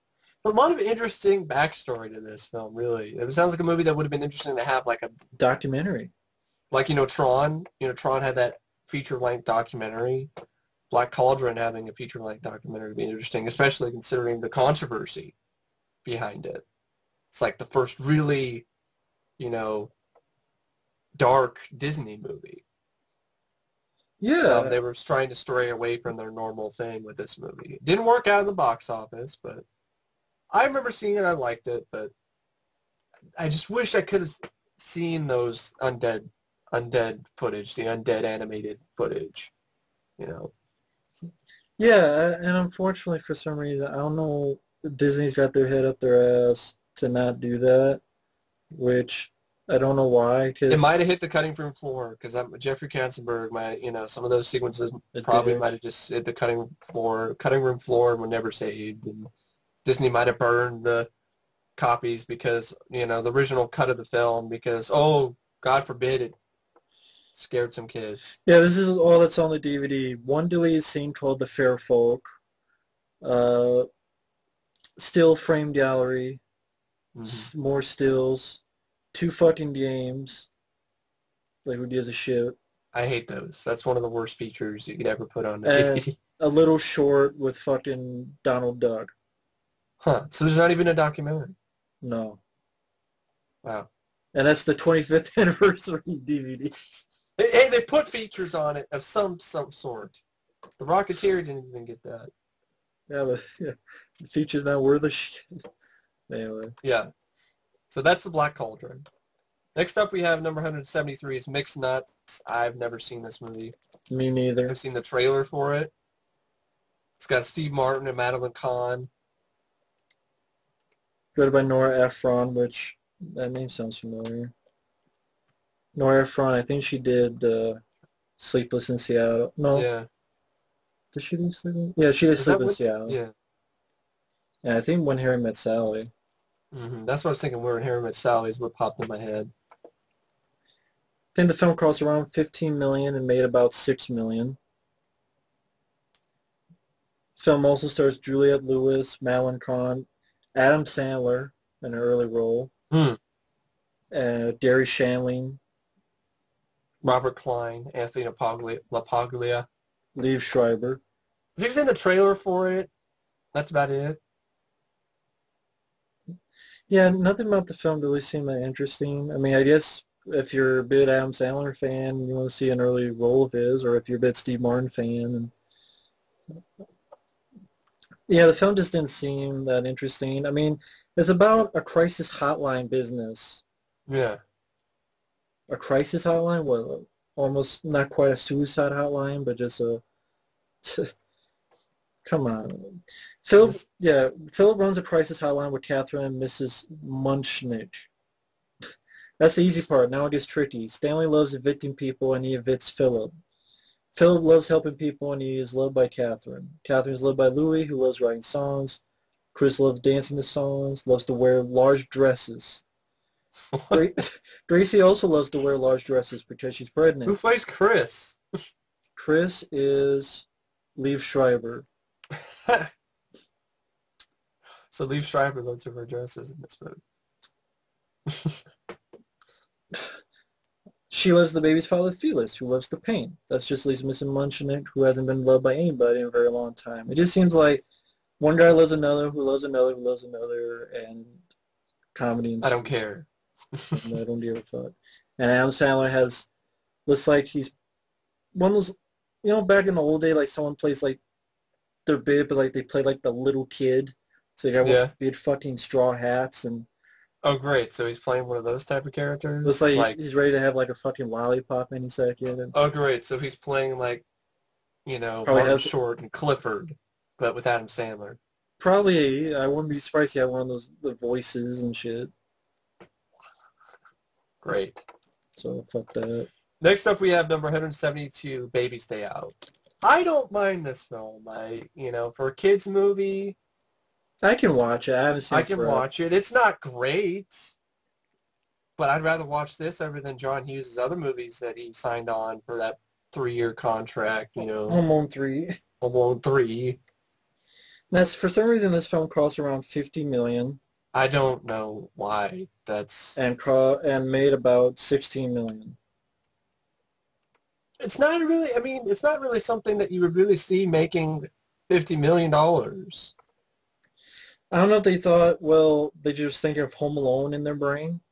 Well, I guess at the time it was unheard of. The budget was unheard of at the time for the movie, too, because it had no major leading stars in its cast. So even the studio was like... But they didn't stop. All right. I guess they had a deal with John Hughes. Because they had a 3-picture, $50 million contract with Fox. Because with John Hughes. John Hughes had a 3-picture, $15 million contract with Fox, which produced Baby's Day Out, Miracle on 34th Street, and Home Alone 3, all of which were box office failures. Baby's Day Out was tremendously popular in South Asia, including India and Pakistan, and was even remade twice there. I guess there was supposed to be a sequel to this film called Baby's Trip to China, but it was canceled. The plans were canceled. Vern Troyer, who's uncredited in this film, Vern Troyer, Mini-Me, and Austin Powers films, plays a stunt baby Bink for several major shots, including the construction site. For other shots, a robotic stunt baby was used. I wonder if that... The majority of the film was shot on sound stages at Fox Studios, especially for the major shots in the film, such as the Cotwell Mansion, which was redressed several times for other shots, the Chicago Zoo, and the construction site, the film's major set piece. So I don't know if that's why the budget, because they had to build all these sets so that might have been that baby would not be harmed, as well as building this roboted baby. Yeah, and then also the gorilla, probably the makeup effects for the gorilla maybe as well. So I guess maybe like building all that cost the budget. Although he normally did not enjoy films which show children or infants in danger, Gene Siskel gave this movie a thumbs up, while Roger Ebert hated the movie and told Siskel he should be ashamed of himself. Their sharp disagreement has since become a popular internet video. The movie that made those two, reviewers, get ready to choke each other out. Original Academy Award-winning composer Jerry Goldsmith was slated to score this film, but had to bow out due to scheduling conflicts with The Shadow. I'm glad. I mean, I'm pretty sure I wouldn't have minded what he would have done with this film, since Jerry Goldsmith, I haven't heard a single score that he's done that I haven't at least found listenable or not really liked. But I really enjoyed his score for The Shadow, so I'm glad he did that instead. Bruce Broughton was hired and subsequently hired to score the remake of Miracle on 34th Street later that year, and that was written and produced by the late John Hughes. And Broughton had only 3 weeks to score the film Baby Stay Out. Excuse me, folks, I'm stuttering. I don't know what's going on here. Can't talk. It's probably because of the next film that's on the list. Oh. The Stupids by John Landis. It's making me stupid, no wonder. Gets a 3.9 IMDb, probably for good reason. Such a stupid-ass movie. I know it's called The Stupids, but you're not expecting a smart movie with it called The Stupids. But this should have never been made. John Landis made this. John Landis. Why? What? Where? What? When did you... I mean, why worry? Why did you do this? I guess it's based on a series of books that I've never read or never even heard of.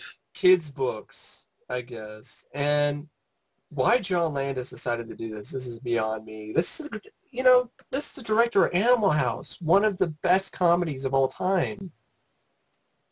And he also directed The Stupids. Just how mighty a fallen here when you think about it. It really is. I have no idea why. I mean, well, this is after Beverly Hills Cop 3, maybe that's why. And then before Blues Brothers 2000. I don't like Beverly Hills Cop 3, but I'd rather watch that than The Stupids. Yeah, I'm not saying much, but I'm just saying this is when he's doing Beverly Hills Cop 3 before and Blues Brothers 2000 after, and then Susan's Plan after that. Yeah, they all suck. But that's what I mean. He was doing last sucky movies. I don't think he's ever recovered. No. It had a budget of about $25 million, and it only made about $2 million in the U.S. And that's too much. For those wondering, the film follows the fictional family, the Stupids, with a last name synonymous with their behavior. And who gives a shit about the other plot? But I remember the trailer being like, "I'm my own grandpa." That's what Tom Arnold sings that on a show, like a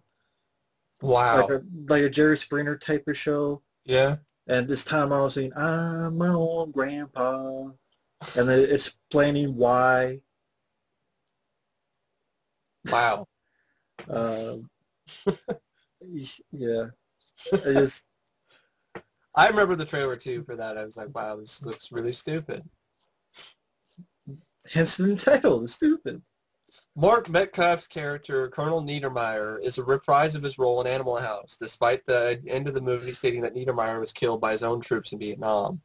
However, this can be explained that it's just a subtle nod at Metcalf's earlier role. The only way you can even see what name is on the name tag is if you freeze the movie when the tag is close to the camera. I never watched Stupids, but I'm sure it deserves that 3.9 IMDb. And it's on DVD. Great. A lot of the films deserve it, but I guess a DVD. I can't explain why either. Well, you can start on the next one. I just gotta be right back. Okay, the next one, folks, is number 170, The Phantom, which is a 1996 film directed by Simon Windsor. And it stars Billy Zane, Kirsty Swanson, and Treat Williams. It also has an early role by Catherine Zeta-Jones. I grew up with this movie. I enjoyed it, as a kid. I've fallen out of love with the film a little bit, as I've grown up. It's based on a comic book character created by Lee Falk. And it's a period superhero piece, just like, The Rocketeer or The Shadow. And it was a flop, pretty much just like The Shadow, for example, and, The Rocketeer. They definitely performed below expectations for Paramount. Because I remember they did a lot of advertising for this film. Well, it came out in 96, so I probably didn't see it in the theater. I was too young. But I do remember I have magazines and stuff like that, old Starlog mags, and they had all different types of ads for the Phantom, talking about, Phantom trading cards and Phantom this and that. And I would probably say the Phantom is probably one of my favorite Billy Zane movies. He plays the lead in this, the Phantom, Kit Walker. He worked out extensively to play the role.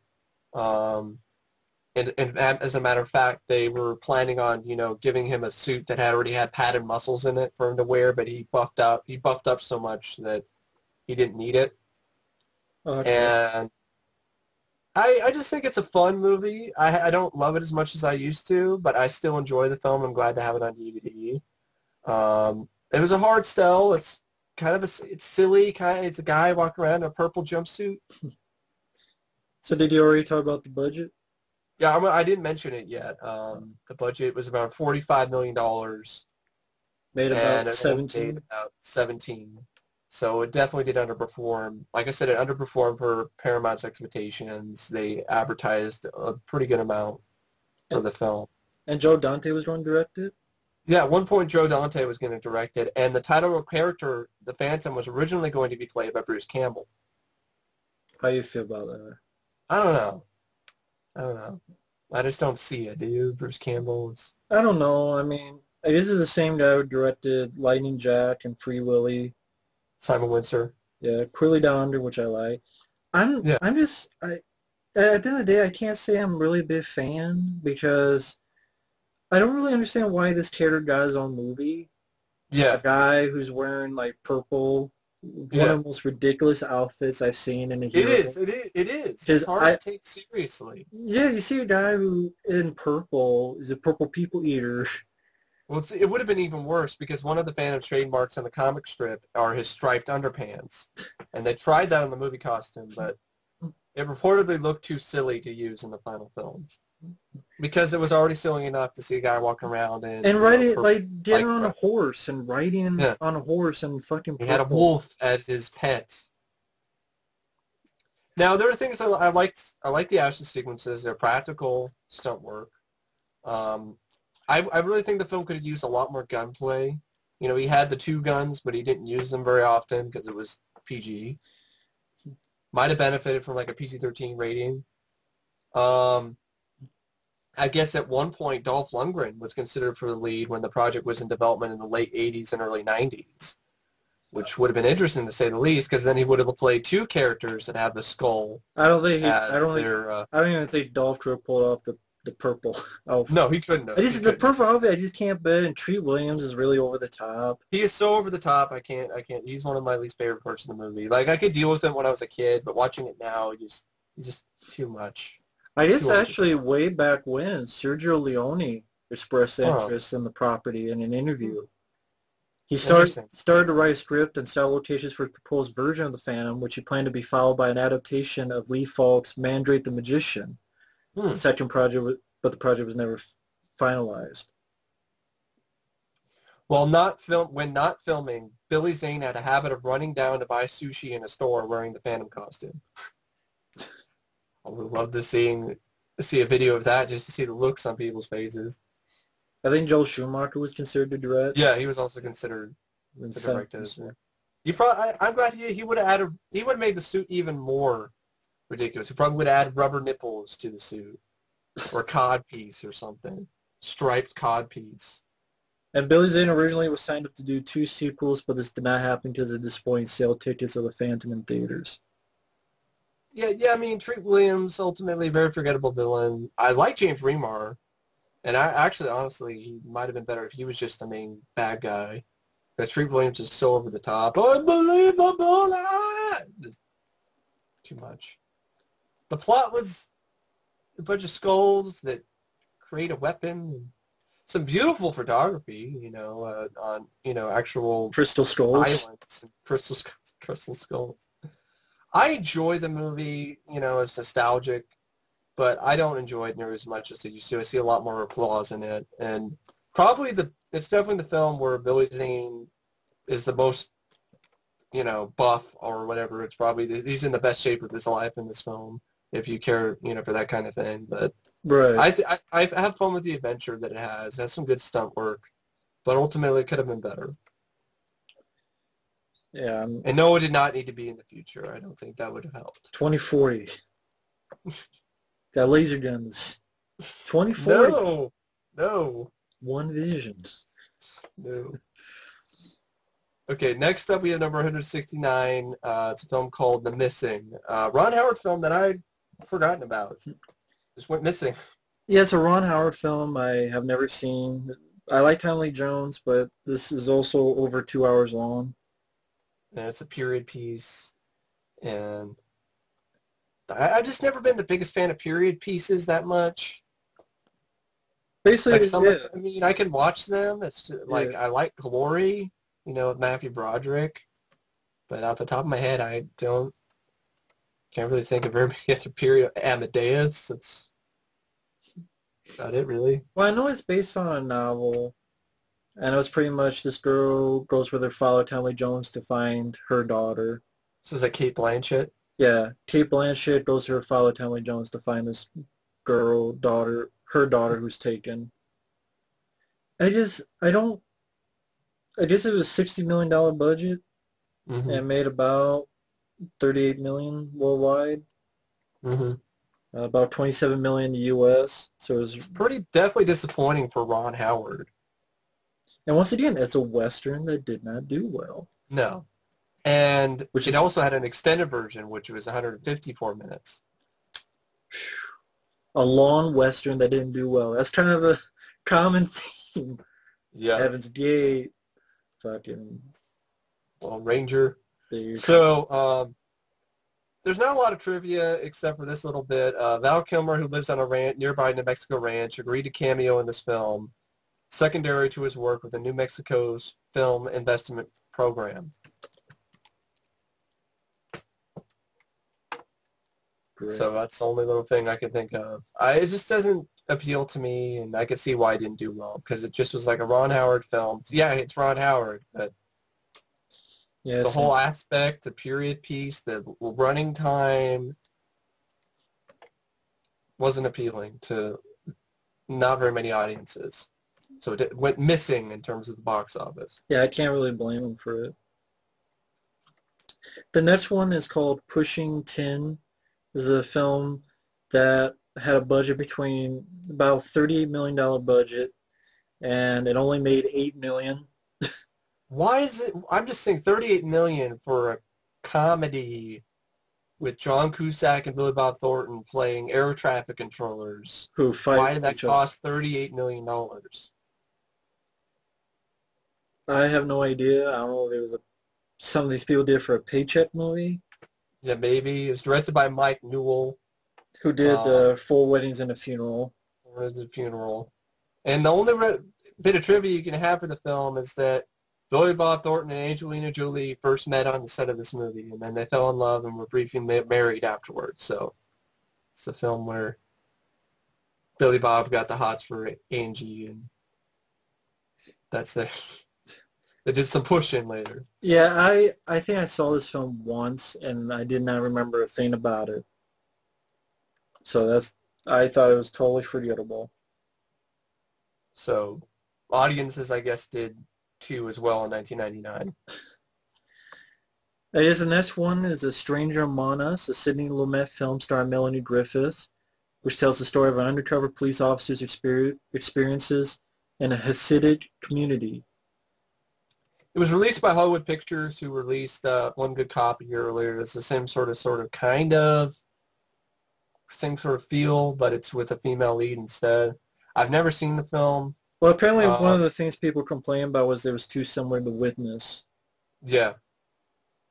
And also, it's directed by Sidney Lumet. This is the guy who gave us 12 Angry Men, Network. You know, and then this is this kind of generic cop thriller from such a legendary director. I guess the budget was around $33 million and made about $12 million. Yeah, didn't do very well.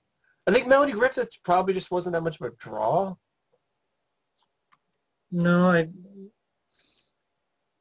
think I don't know when Pacific Heights was out. That was 1990. But I don't know if people like, just because of Pacific Heights, they go, oh, Melanie Griffith. I can't really remember that many big films with her in it. No. Pacific Heights is like the only one I can really... Cherry 2000 doesn't count. That's not a big movie. I guess this is James Gandolfini's film and television debut. This is the first time he was ever in a film. This is pretty much all I could really think about for Stranger Among Us. I've never seen the film, so... Yeah, I haven't seen it either, but no one else did either. No one else did either. Next up, we have number 166, Megaforce. I know my friend Matt doesn't care for this movie. Neither do a lot of people. That's why you I can understand. 3.0 on IMDb. Yeah, I couldn't handle it. Couldn't handle Austin as a Megaforce. Yeah, but Hal Needham did a lot. Smoking the Bandit. Hooper, which I love Hooper. I would say I definitely any day of the week, Hooper is a better movie than Megaforce. Same goes for Smoking the Bandit. Yeah. It's just a fun, cheesy movie I have fun with for some reason. I'm not the only one. The creators of South Park enjoyed the film too, and they used it as their basis for Team America World Police. I can see why it didn't do very well. It's very corny. The effects aren't very good. The plot, very silly. But kind of like think about a G.I. Joe cartoon and let's make good guys can win, even in the 80s. In the 80s. The good guys always win. Okay. To me, I just rather watch Delta Force. Yeah, I know, but this movie came, had before Delta Force. Had the bikes, with rockets on them before Delta Force, but Delta Force. I just have fun. I'm not gonna say it's a good movie. It is a bad movie, but in my opinion, it's a so bad it's fun movie for me. It's not for everybody, but I could definitely see why it tanked. I guess it was made for about a budget of $20 million and only made about $2 million. I remember the advertising for it saying something like, "Move over, Batman. Move over, Spider-Man or Superman. There's a new hero in town, Ace Hunter." You're like, even I'm like, Ace who? Well, like you no said, wonder audiences back in the day were like, huh? Like you said, Matt Stone and Trey Parker were big fans that apparently used as a basis for Team America World Police. Yeah. There was a sequel that they wanted to do called Deeds Not Words. Mm-hmm. That was scrapped due to poor performance of the original film. Mm-hmm. It was actually produced by also Golden Harvest helped with the film. In the DVD introduction of the Season 2 South Park episode, The Mexican Staring Frog of Southern Sri Lanka, Trey Parker graphically describes Megaforce as if it were the plot for what the viewer is about to see. Matt Stone stops Parker mid-sentence, reminds him that he is describing the movie Megaforce and not their episode. A disappointed Parker remembers and says, "We should have done Megaforce. That was a sweet movie. We should have done that."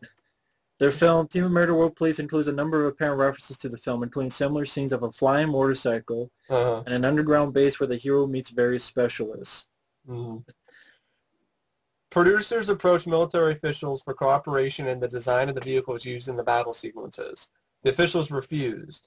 When the film was released, those same officials were so impressed with the vehicles that they asked the producers for the plans. The producers cooperated. The missiles that were launched from from the motorcycles were actual model rockets manufactured by a company in Raytown, Missouri.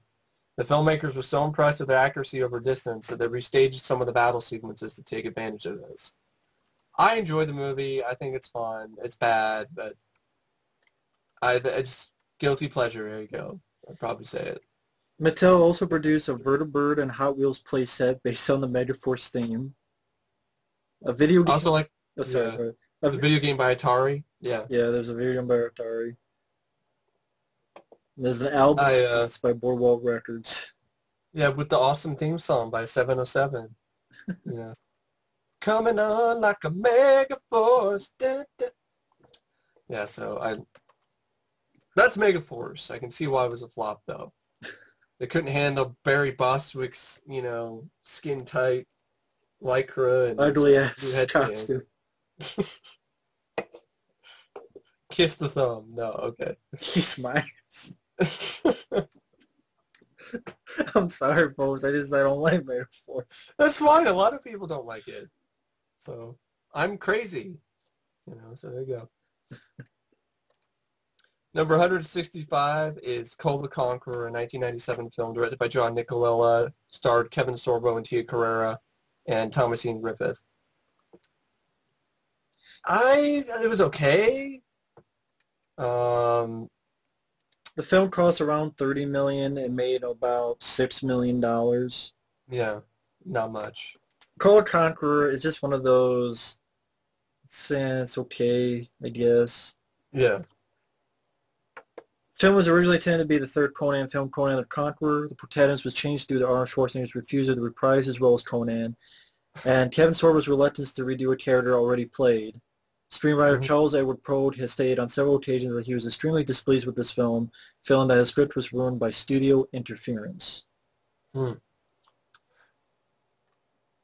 Yeah, I mean, Arnold maybe saw the script and thought it was shit, didn't want to do it. I wouldn't blame him. But it's kind of funny, though. It's like he refused to reprise the Conan character in this film, but now he's all for it. And back in 97, he was probably in a lot better shape. And I could buy him playing a 45-year-old Conan in this plot. Can you buy Arnold right now? No. Playing a 45-year-old Conan? No. No. You're too old, Arnold. Quit it. Put the sword away. But Kull the Conqueror, it was fun for what it was. I thought it had some really good makeup effects near the end, but it's not like it's extremely memorable. No, not really. I can see why it tanked. It's not like he made a Hercules. He should have just made a Hercules movie, because then you had the fan base. Yeah, to be honest. Done it for the same budget, And it was, it was PG. Wasn't it PG-13? Yeah. I think that, it's like kind of lame. And, he has his ass. It had this weird tone to it at points. Like it was jokey. But it's trying to be tongue-in-cheek, but at the same time. Just doesn't work. No. I mean, I don't hate the film, but it is. I don't either, but. Time waster at best, maybe. Yeah. I can see why it didn't do very well. Yeah, I can see it. Like, who's Kull, and all other people were like, why isn't he doing Hercules? And Kevin Sorbo was not really a big star enough, I think, for a movie. No. That's why if they were going to do it, they should have done Hercules. But Sorbo didn't want to do it. Next up, number 164 is Imagine That. Imagine that, another crappy Eddie Murphy movie that did nothing in the box office. Another crappy nickel and diamond, Nickelodeon nickel and diamond movie. It's released in 2009, directed by Carrie Kirkpatrick, and yeah. Yeah, the film costs around $55 million. What? And made about $22 million. Where? $55 million? Well, it made $22 million worldwide, so that's worldwide. It's still it's a flop, and rightfully so. But I'm just $55 million. It just boggles my mind that this movie of all things would cost that much to make. I don't know why. Eddie Murphy's paycheck. Yeah, it has to be because I saw that film, folks. There's nothing to it. It's mainly Eddie Murphy has his daughter. He works too much. She has this fucking blanket that she sees things, but yet now she can actually predict his fucking, I forget what the hell he is, not stocks or something like that. Mm-hmm. And there's nothing to the film. There's nothing that should have cost that much. Nothing. And it's not even that great of a plot. It was just, he can't stop his career down spiral, and he's invited to his daughter's imaginary world, and then weird thing, then something happens where he can't Now it's 1,000 words. I'm confused. It's a different movie. But in a way, that is the plot you said, yeah. Yeah. What you said is pretty much just the plot, and he's like, we discover the inner child within himself, and you're like, I don't give a fuck, because it's not funny, and it's not exciting, and I don't give a shit. It's depressing to watch, because you're looking at this excellent comedian in his prime, Eddie Murphy. Not his prime. Doing this That's the problem. schmaltzy, just nickel and diamond bullshit, and it's sad. It's almost like a drama. It's another nail, and I'm about ready to cry afterwards because I'm like, what, Eddie? What? So next up we have what did it gross?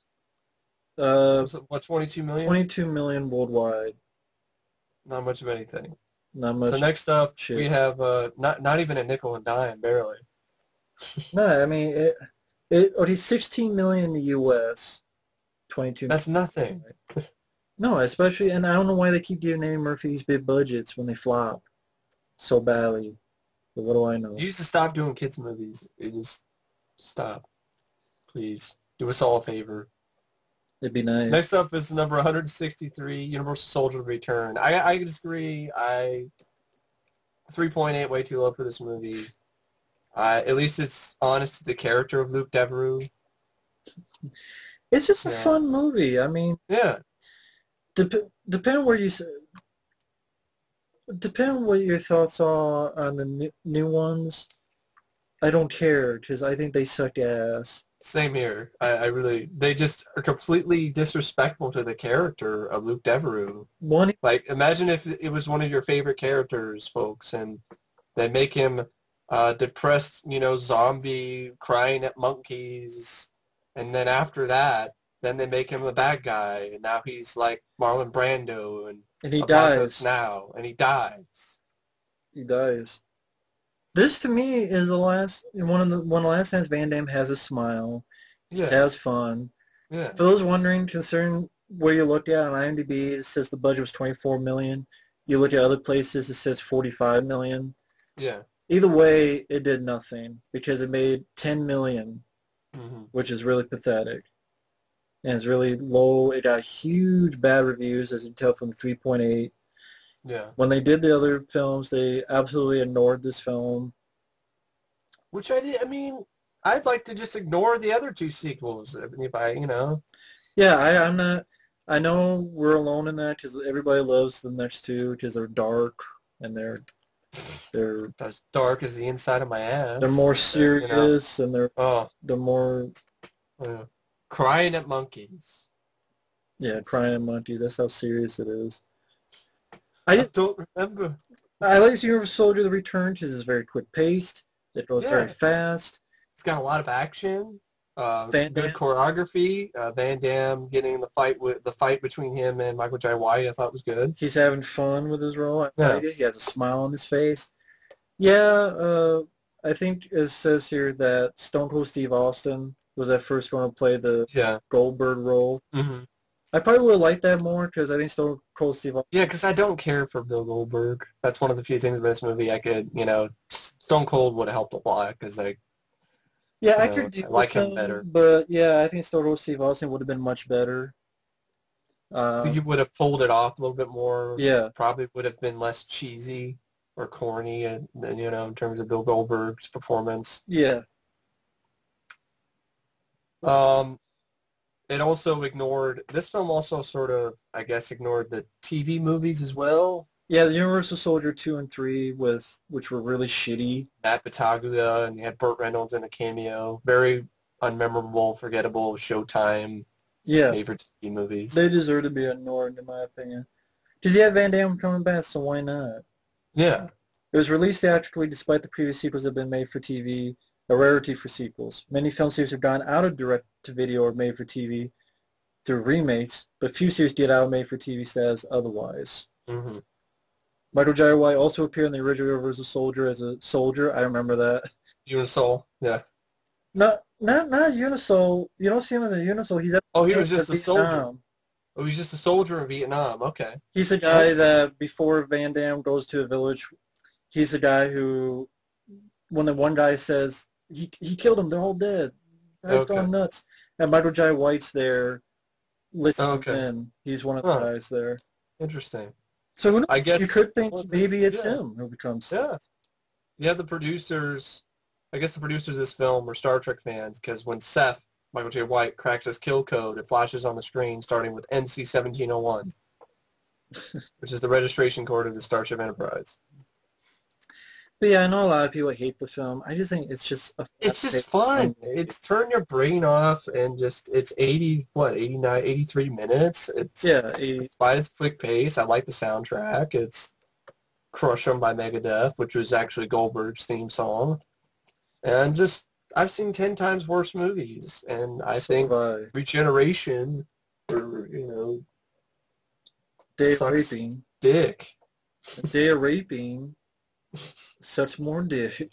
It's insulting to the character. I don't know how you can support if you're a fan of Luke Dever's character from the first movie. They're not a fan of the first film. That's what a lot of people say. Yeah. I don't like the first one. Okay. No wonder you like this darker whatever version of Van Damme's like Colonel Kurtz. I don't remember. I don't know. Bullshit. Yeah. So anyway, that's Universal Soldier Return. Probably the last film that Van Damme did that was in theaters before Expendables 2. Yeah. That was back in 1990. You think maybe it's drug use? Maybe that's what turned people off seeing it in theater? Just druggy? I think by 1999 it's just people were just sort of overexposed, tired of Van Damme maybe. Yeah, just tired of Van Damme, unfortunately. It just I don't know. I think like Maximum Risk came out. That didn't do anything. That didn't do anything either. I think he just made a lot of films like since Knockout. It's not Knockout. It's not Knockoff. Knockoff. He did Knockoff. He did Double Team, and that was I think Universal Soldier Return. He was getting cleaned up, but it didn't matter. Just I think the damage was done because the other films didn't do well, and no one gave a shit. So Van Damme already did too much Van damage to his career at that point. Yeah. So next up we have a movie, number 162, Tekken, which I haven't seen yet, but I know you actually enjoyed it. Directed by Dwight H. Little, who gave us Halloween 4. And also Rapid Fire. Rapid Fire. Marked for Death. Marked for Death. Yes, I do enjoy this film. I know a lot of fans of the games hate it because it changed the storyline, I guess. But I'm sorry, folks. Storyline sucks. Because it's like the hero becomes the bad guy in another one, and the bad guy becomes the hero in another one. And what? Like what's all that flip-flopping bullshit? That'd be a shitty movie. I don't want to see that. I swear that's what happened in the video game. And it's just like, I don't give a shit if they changed it. Because I'm not a big Tekken, I guess, video game guy. Yeah. But this film got pushed back. I think it cost like $30 million and only made like, did he have such a little release? It only made like $900,000. You think about it, it's a video game movie. People were already turned off in video game movies. Like it's just sadly video game movies have just been box office poison unless you're something like Silent Hill or Resident Evil, because other than that, not doing very well. So people just stay away from video game movies in droves. Probably due to Uwe Boll. But Tekken, I saw the trailers for it. It looked interesting to me. And I liked it because it was straightforward. It was about a tournament. The fight scenes were well done. I believe it was rated R. Yeah. You saw that. Yeah, Gary Daniels is one of the fighters. Yeah, Terry Hayuki Tagawa. Mm-hmm. The lead guy, John Fu, he did a good job. It was fast-paced. It was 90 minutes. So it wasn't like Street Fighter, where we'll just not even do a tournament. No. At least it didn't do that. No, it was what it was about. It was these guys that get in the tournament. The only problem I had was in the beginning, for some reason, they used like little stock footage from other movies to establish yourself. That's interesting. But Other than that, I enjoyed it. I thought it was straightforward. I thought it was good fight scenes, well Yeah, done fight scenes, and I definitely give it a look. I got it, so I'll definitely give it a look sometime. Maybe when I review video game movies. Um, I don't think it deserves 4.8. yeah. I disagree with that. So that, I mean, it didn't get a really wide release. It didn't even get a chance to even do anything. And to be honest, I don't know why. I don't know why they pushed it back. It pretty much went. Especially when they release shit like Legend of Street, Street Fighter, Legend of Chun-Li in the theaters worldwide. Yeah, I don't get it. I mean, I they didn't release it much at all, and you might as well just call it a straight to DVD because they did nothing. Yeah, In it's fact, a lot better than, for example, King of the Fighters, right? You saw that one too, right? that's shitty. In fact, due to its poor reception, the film never saw a wide theatrical release in the U.S. It was released direct to video instead. Mm-hmm. And I don't think it's that bad. It just because it did follow the game 100%. Well, maybe it's a shitty plot for the game. I'm sorry. It's my opinion. But anyway. So next up we have number 161, New York Minute, Olsen twins. Olsen Twins movie, Eugene Levy.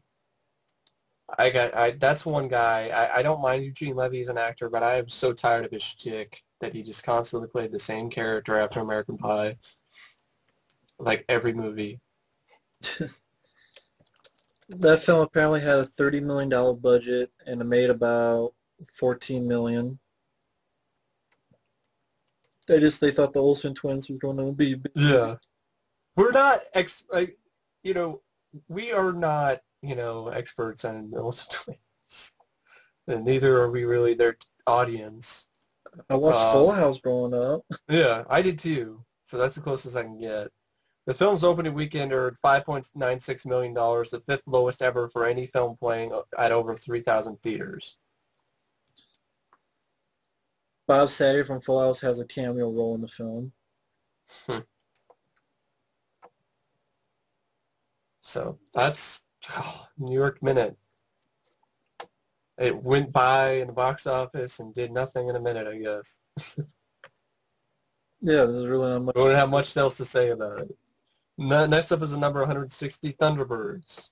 Directed by Jonathan Frakes. Yes, it's the same Jonathan Frakes. Riker from Star Trek: Next Generation. I never saw the film. It just looked really shitty. Shitty CGI. Didn't care for the idea. I never cared for what puppet show that it's based on. Which is weird that they made it live action. I mean, I like Bill Paxton, but I can't be like, I'm going to see it just for Bill Paxton. It just... Yeah. It's I like Anthony Edwards, too, but, it's just for him either. It's just a hard sell anyway. It had a budget of $57 million, which is a lot of change, and only made about $6 million in the U.S. Yeah, it just seemed like very run-of-the-mill. Yeah. Cartoony,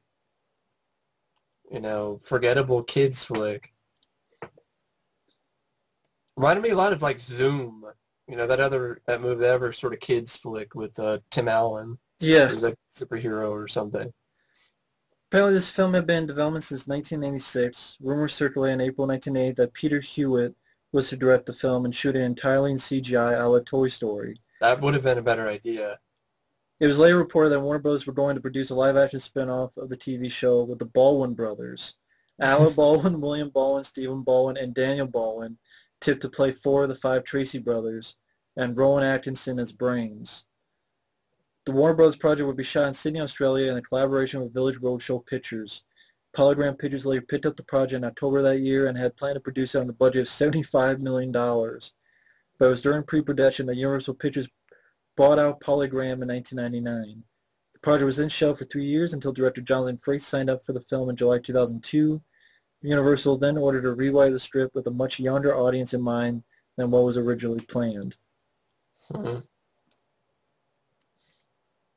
Although he shaved over $3 million off the original budget due to this fast shooting style, director Jonathan Frakes had openly admitted that the film's disastrous box office performance probably means he is unlikely to be offered a feature directing assignment again. I think it's too bad because Jonathan Frakes, I think he's a decent, he can do a solid job. I mean, he directed First Contact, which is the only Next Generation movie I can say I really enjoy.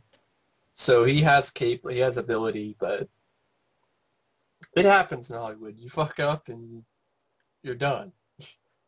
And this is a pretty big fuck up. You shouldn't even taken the job, really, to be honest. I've never seen the film. It's just I remember trailers and they never interested me. And I was like, Bill Paxton, what are you doing in this movie? And then, yeah. Yeah, it just didn't seem any interest to me either. So next up is number 159, The Meteor Man, directed by Robert Townsend. I like this film. It was the other, black superhero movie that was released in the in the 90s, alongside, for example, Blank Man with Damon Wayans. So I could say Blank Man is simply a funnier movie. And ultimately, I enjoyed Blank Man more. But this is like a movie I grew up with. So I always thought The Meteor Man I had fun with it, although it is pretty goofy. It cost $30 million and it made $8 million. Yeah. And I've never seen The Meteor Man. Re-rated PG on appeal after originally drawing a PG-13 from the MPAA. Mm-hmm. The movie is rumored to have gone through many rewrites and changes while in production, resulting in many plot holes, including the exact abilities of Meteor Man, as well as subplots involving Jeff, his fears, and his personal life. Yeah. Many scenes appeared in the script and possibly could have been filmed but did not appear in the final film. These scenes include Simon asking Meteor Man to join him while they are both trying to get to the meteor, with Meteor Man saying never, a scene where Jeff, losing his powers, attempts to save the cat but can't fly. When he finally gets off the ground, he catches the cat but falls. This is witnessed by a squirrel and Dre, who are about to tell this information to the Golden Lords, but is stopped by Jeff. Also a scene where Jeff gets over his fear of heights and his subplot involving Jeff's relationship with his ex Stacy is missing. The original ending had a more confident Jeff standing up for himself in his community and using his role as a teacher to better everyone's life. He then gets approached by Michael, who tells him that an even bigger piece of the meteor that hit him was found in Arizona. Two agree to buy plane tickets so that Jeff can get his powers back and once again become Meteor Man. This is followed by Michael trying to talk him into letting him get some power from the meteor so he can become his sidekick. Then ends with Michael throwing out names to him, such as Comet Boy, Chocolate Thunder, and the Flying Wonder. I don't know, I kind of wouldn't have minded that ending. Anyway, I thought it was a good performance for Robert Townsend. It is definitely a goofy idea, but I thought it was fun.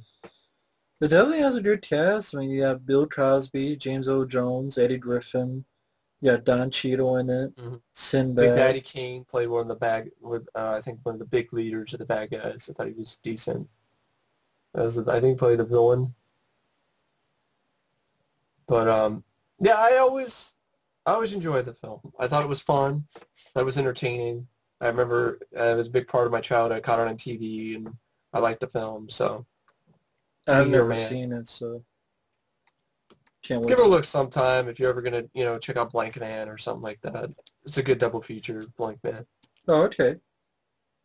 So next up, you have number 158, Exorcist: The Beginning, directed by Rennie Harlan. Yeah. Sucked. This is one that had a lot of stuff going on behind the scenes. A lot of problems. It says the budget was $80 million. I don't know if that takes into account the other movie they made, but at least the original, Dominion? Yeah, Dominion. Directed by Paul Schrader. Paul Schrader. Yeah, this is one of the few films I've ever heard of that there's actually two different versions of the movie that actually saw the light of day. One that didn't get released in theaters, another one that did, and both versions suck. So yeah, it says here that it cost $50 million and it made $41 million. Yeah, and it's definitely an interesting experience. I will say, watching both versions because they are pretty different, even though they use like the same actor. Yeah, Stellan Skarsgård. Mm-hmm. And I don't know if I I guess, hate them. yeah. I do find them. I just thought they were pretty bad. I mean, they're not. I wouldn't say they're Exorcist 2 bad. Yeah. But they're just not much. I think the beginning is just too much like the horror films of that time. It didn't feel like an Exorcist film. It felt more like it was trying to be sort of the scares or trying to be more like, The Ring or The Grudge that was going on at the time. And ultimately it just wasn't really that interesting. And I thought it was just not a good idea. Prequel to The Exorcist, I don't really care. I thought it was more interesting the mystique of Father Merrin's earlier adventures, were just left up to your imagination instead of seeing it on film. So that's my opinion, though. I guess John Frankenheimer voluntarily stepped down from directing the movie 1 month before he died. It's sad that he passed away. Yeah. But because I think John Frankenheimer's a great director. I don't know if he would have helped the film or not, but I don't know. Liam Neeson was initially cast as Father Merrin. That would have been interesting. Yeah, that would have been interesting. I guess Morgan Creek Productions fired Paul Schrader after he submitted a completed movie, saying that they had given him footage without any of the bloody violence that backers had wanted, which isn't what The Exorcist is about. The Exorcist has never been about gore. Now, you could say that there are gore sequences in the first film with Regan and, masturbating with a crucifix. No, that's blood. not really, I don't know if I call it gore. That's not really gore. I mean, even the spinning head isn't really gore. Puking isn't really gore.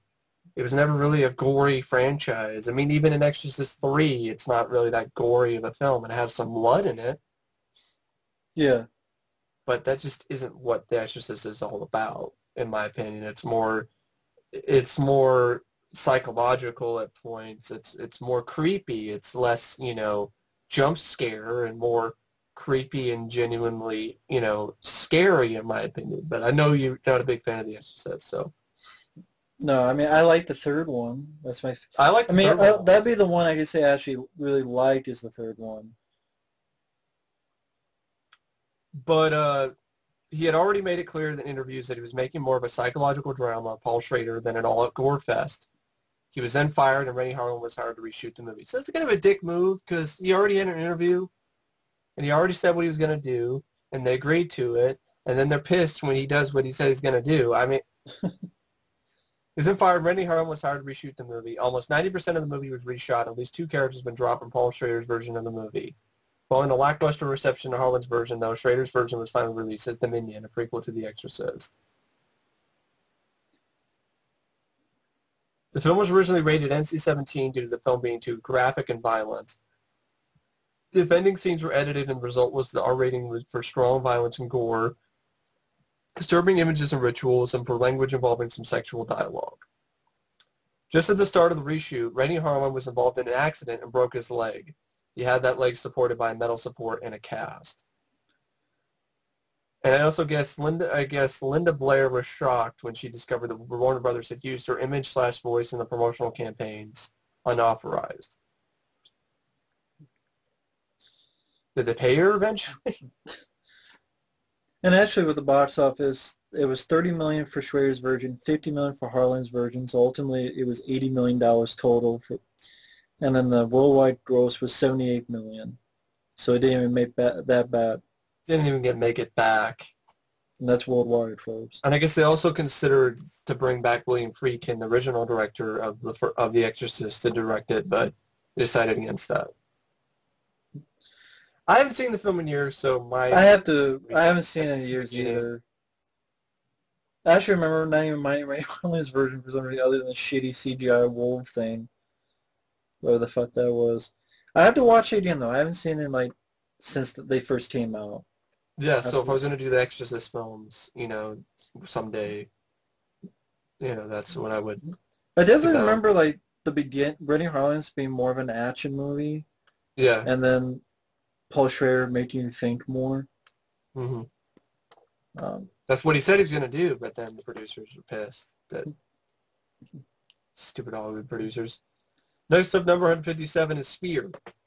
1998 film directed by Barry Levinson. He's had a lot of flops. Yeah. That's why he did The Bay. That's Doing the third found one. footage movies now. It stars Desmond Hoffman, Sharon Stone, and Samuel L. Jackson. It was based on a Michael Crichton novel. I remember liking Sphere. It's a bit long. It's definitely a long film. Could have definitely benefited from being cut down a little bit in terms of running time. Yes. I like the idea, though. The production design, I think, is really well done. Some really good. I think it has some really solid special effects. In terms of a special effects film, I think it's definitely overlooked. Yeah, the film cost around $75 million, but only made about $37 million. Yeah. So it did not do well at all. No. Of course, it came out in February. It's around Valentine's Day. Why would they? Valentine's Day. February 13th came out. That's a bad release date for a movie like this. Yeah, I do like the film. It's more of a trying to be more.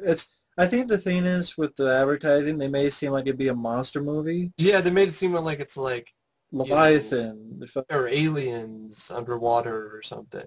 but it's more of just dealing with your fears. It's more of trying to think. And I do admit it's over 2 hours. I think it could have been cut down. Yeah. And the ending, I think, pissed some people off. Yeah. Because like we just think it's like we forget. Yeah, I know.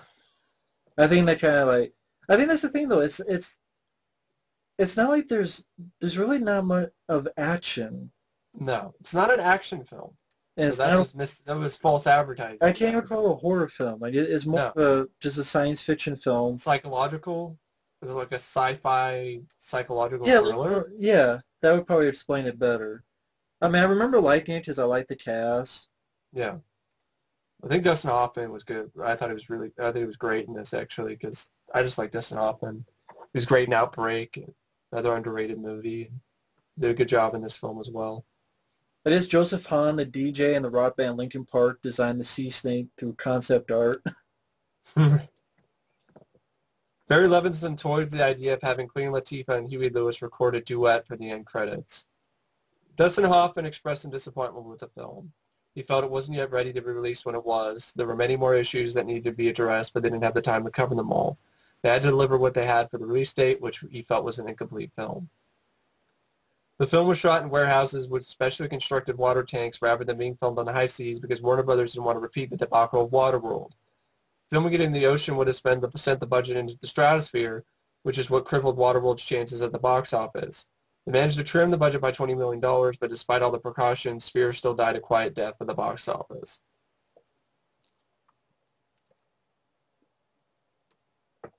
While Sphere was held up in production, Barry Levinson was able to make another film with Dustin Hoffman called Wade the Dog. The ending had to be reshot because test audiences cannot believe that the characters could survive without spending weeks in decompression. Samuel L. Jackson would work on the film during the week and then move on to Jackie Brown on the weekends. But yeah, overall I liked the film. It definitely needed a little bit of an editor.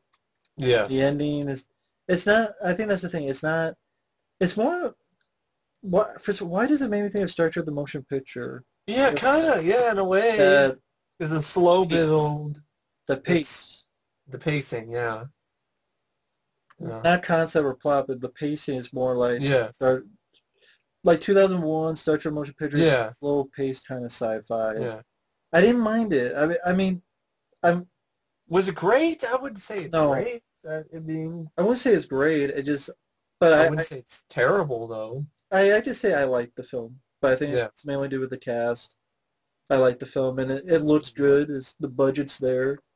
Yeah. Just don't expect there's not really action or horror. I think maybe it was just word of mouth spread that it wasn't what it was advertised, and then people just didn't go see it. Well, it was also released in February, which is... It was released in February, Valentine's Day. Strange. Very strange. So that's Sphere.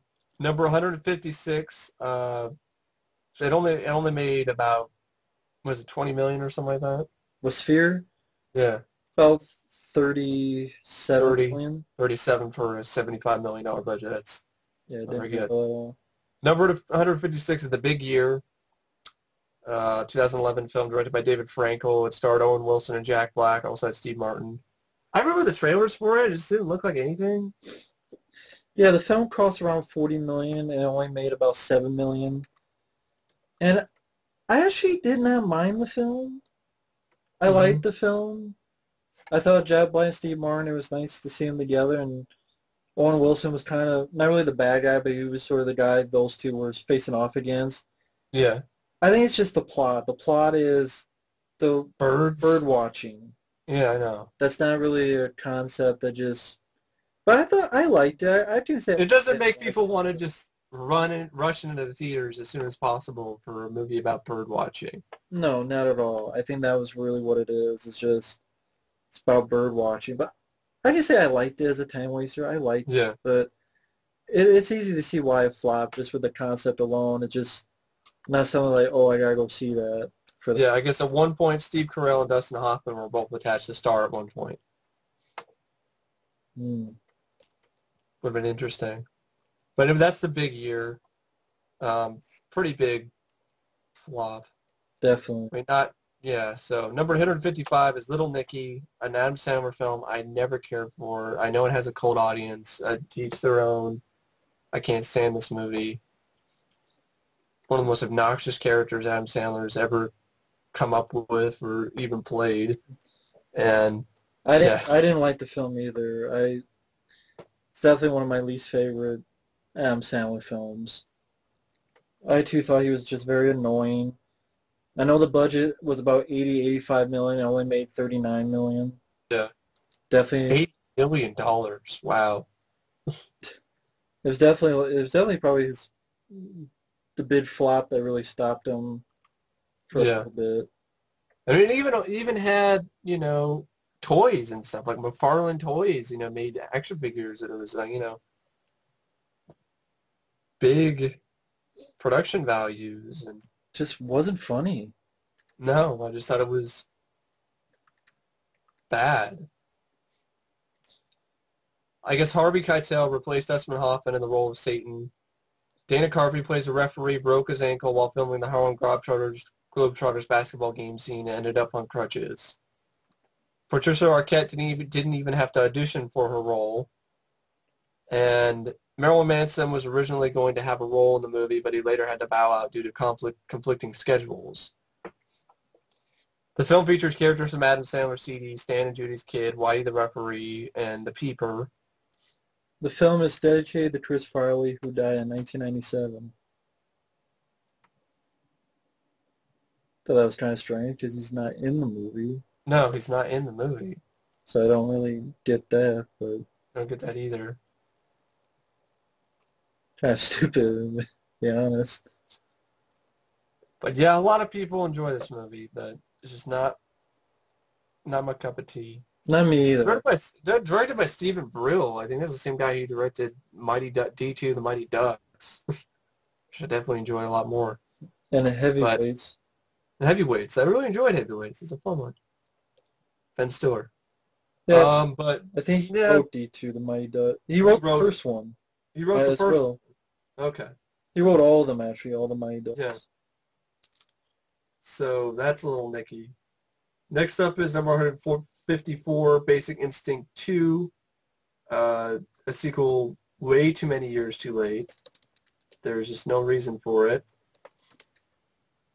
No, not at all. Understandable it tanked. Sharon Stone trying to be sexy, and it wasn't at all. Beaver, and she's almost in her 50s at this point. Pretty much, and I remember this being a big bomb. It cost $70 million and made only $5 million. That's damn. But Sharon Stone, $70 million? Yeah, and Sharon Stone wasn't that big of a star anymore. No. Was greenlit several years before it actually reached production, but was halted because Sharon Stone vetoed several actors who auditioned for the glass role, including the producer's favorite, Benjamin Bratt. Robert Downey Jr. was set to star, but had to drop out when he was charged with drug possession. Kurt Russell was attached at some point, but bailed because he felt uncomfortable with the nudity. No, thank you, Kurt, because I didn't need to see your ass too, or your dick. I've already seen Bruce Willis. I've already seen Stallone's. I didn't need to see yours either. Mel Gibson's. Pierce Brosnan refused to play the male lead role because of distasteful elements.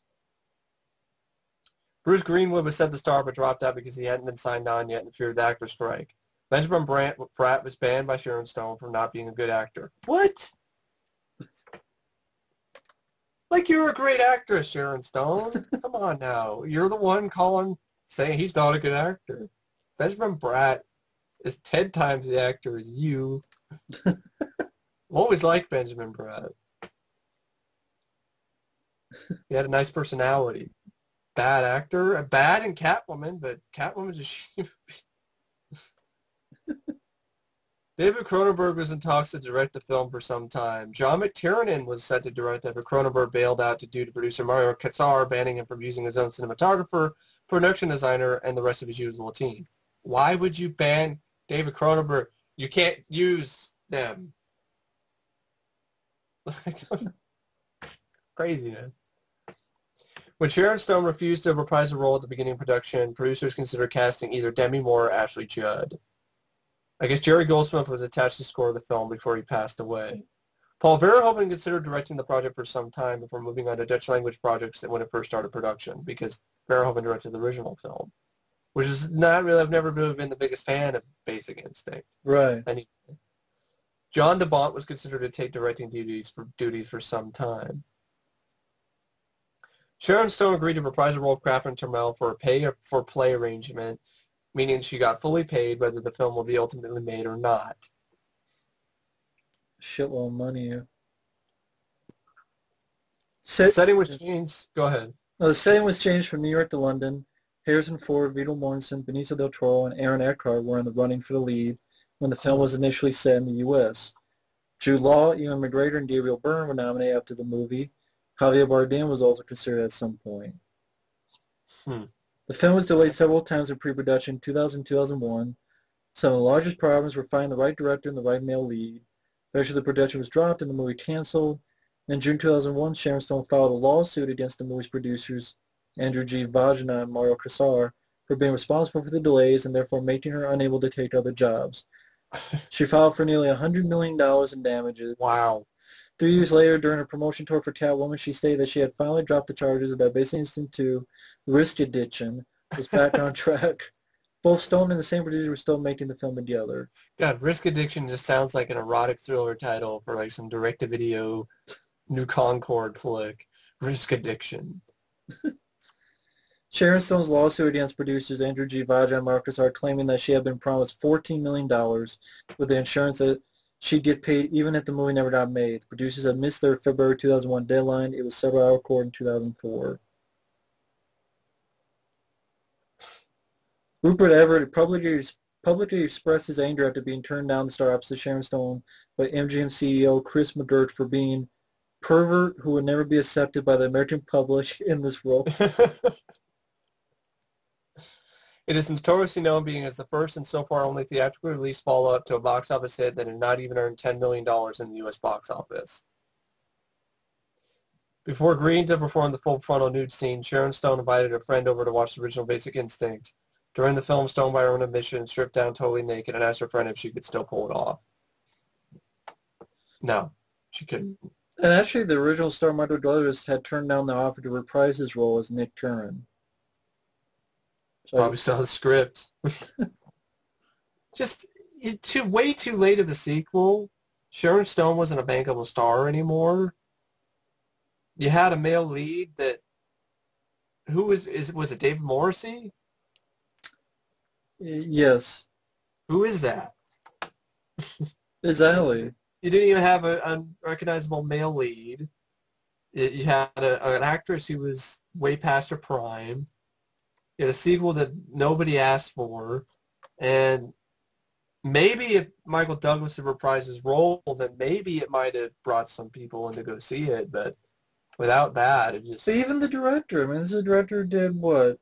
The Jackal? Yeah, that was a great movie. And Rob Roy and Doc Hollywood. I like Doc Hollywood, but... Yeah, do you see that? The Basic Instinct movie? No. Plus, no one cared about a sequel to Basic Instinct. No one was trying for one. No. Next up is number 153, Fair Game, a 1995 film directed by Andrew Sipe, starring William Baldwin and Cindy Crawford. It's her acting debut. Which was stupid. She can't act. Exactly, she cannot act. I remember I didn't mind William Baldwin, but it was just, it was Cindy Crawford. She was the biggest problem with this movie because she can't act at all. Nice to look at, but she has no acting talent. And it was based on the novel by Paula Gosling, which actually, isn't that what... Yeah, it was previously made into Cobra. Cobra, yeah. Cobra's a lot better than this. Cobra's a lot better than this. This film, I remember it cost... Go ahead. $50 million, and it made 11. Why the fuck you would put $50 million into a film with William Baldwin and Cindy Crawford? Cindy Crawford. I guess you can kind of see it in the action sequences. I don't think I've actually seen this movie. I've seen the trailer, and I could tell her shitty acting from the trailer. She's the biggest problem this movie has, because I guess at one point Julianne Moore and Gina Davis were originally considered for the role of Kate McQueen. Have Gina Davis in that role and be kind of like her badass chick role, or just Gina Davis. Gina Davis is 10 times the actress, or Julianne Moore. That'd be a lot better than Cindy Crawford. William Baldwin, I just remember the movie having some actually pretty decent action sequences, but it didn't really save the film because, Cindy Crawford, I just couldn't even stand her performance. I bet her actual mole could act better than her. Brooke Shields and Drew Barrymore were each offered the role of Kate McQueen, but both turned down the part. I guess it was originally set in San Francisco, changed to Miami to suit Sylvester Stallone, who subsequently left the project. He was involved with this again. I guess so. Initially, the movie ran for 95 minutes, but after re-edits and reshoots, the picture came in at 91 minutes. After negative test screenings, Warner Bros. Cut some scenes and reshot others. In the original version, Rush Hour's Elizabeth Pena played Max's ex-girlfriend, hence her name on the film's one-sheet poster. Cindy Crawford and William Baldwin also shot additional scenes to help boost the relationship between the two. Crawford shot additional scenes on her own to help develop her character. The extra filming additions and re-edit caused the film to be delayed by 3 months. Wow. Salma Hayek only took her part in the film after insisting that she rewrite it. Huh. I could see why it didn't do well. You have William Baldwin, who is not a box office draw, and Cindy Crawford in her acting debut. No one gives a shit about Cindy Crawford acting. So that's fair game. It is amazing Stallone was actually still involved with it. Number 152 is The Pebble and the Penguin, animated film released in 1995. Cost $28 million, made $3 million. Had like Martin Short as one of the voices, James Belushi, Tim Curry. I remember the trailer. That's about it. I've never seen the film. Yeah, apparently Don Bluth hated the final results of the movie after production was wrapped up, that he demanded to be uncredited as the director. That's why you don't even see a director present on IMDb. Yeah, there's no director. It says on Wikipedia Don Bluth and Gary Goldman. Huh. Well, Don Bluth is a really good, animated director, and if he hated it, Yeah, American Tail, Secret of the Nim. It's been bad.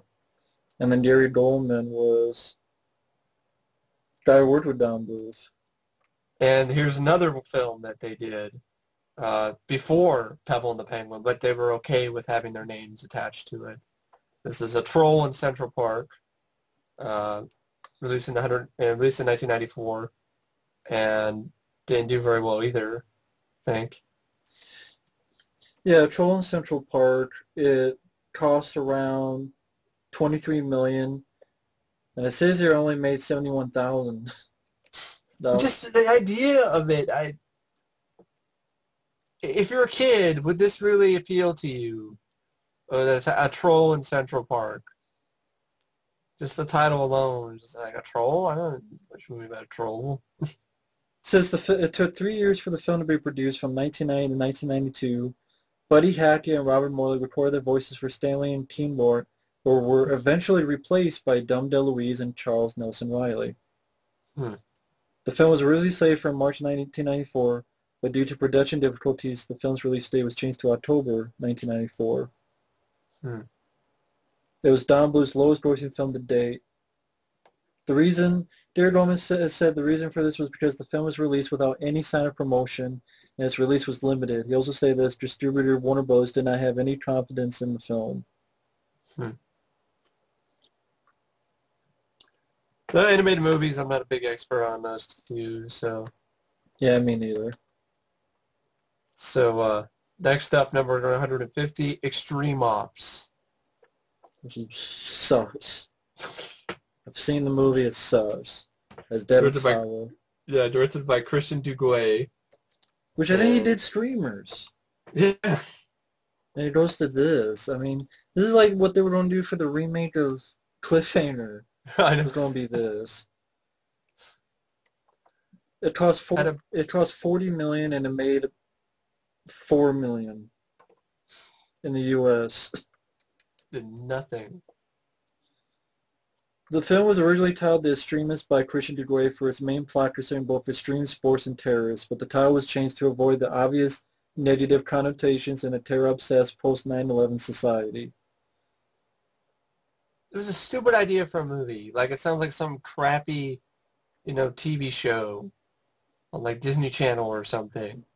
They're, MTV's Extreme Ops. Well, that's what it was like. It's these guys who are in extreme sports, they go there to film their stuff, and then there's terrorists. It's just like, it was boring. Brain dead. There's really nothing to the film at all. And to Christian Duguay, that is disappointing. Yes, it is. But that's Extreme Ops, shitty movie. Next up is a movie. Oh man, I wish this was a bigger success. Yeah, I really enjoy this film, although we're kind of alone in that. Yeah, no. By Peter Hyams, called The Relic. I love the film. I really enjoyed it as well. It was actually one of the films on the list of Fangoria's 101 of most unheralded horror films. I remember. I think The Relic was one of the films in that listed in that book. So I guess we aren't the only ones. And the budget was between $40 to $60 million, but only made $33 million, which was too bad. I can say this, at least the budget does show. Yeah, The Creature's good by Stan Winston. Stan Winston. And Cthulhu. Yeah, Cthulhu. Cthulhu. I thought good mix of practical and CGI with the creature. Definitely Tom Sizemore's best role to me. Yeah. Penelope Ann Miller, I don't know. I mean, she's there. I think I would have liked it if it was like Mira Sorvino. Yeah. But yeah, she's probably the one thing I like the least. But yeah, they released this in January. They just 1997. gave the death sentence. January 10th. I don't know why. Why would you give this a... January, folks, is a shitty month to release movies. It really is. Film was originally... That's where you leave your films that die, is in January. See, the film was originally set to open in August 1996, but special effects were delayed the release till the end of the year or early 1997, which was January. Huh. Harrison Ford was director Peter Hyams' first choice for the lead role of Vincent D'Augusta.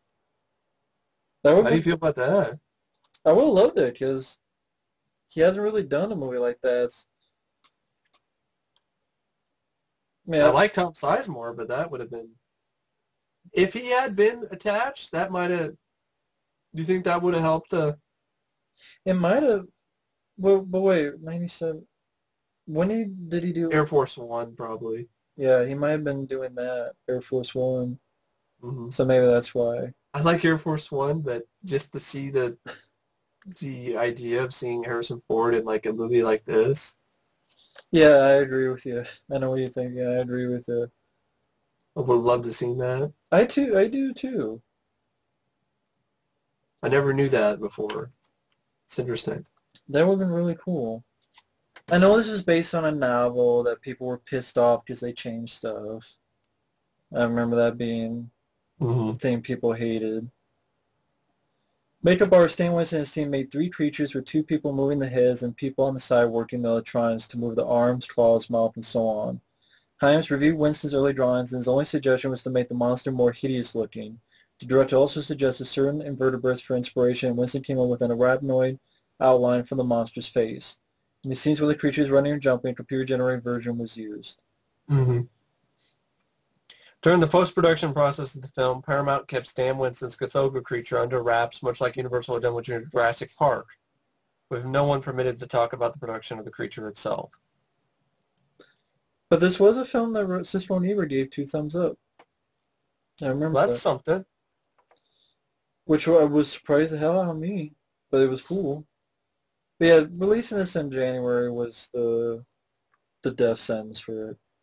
And yeah, I would love to have seen Harrison Ford. I liked Tom Sizemore. I thought he did a great job. But Harrison Ford, that would have been awesome.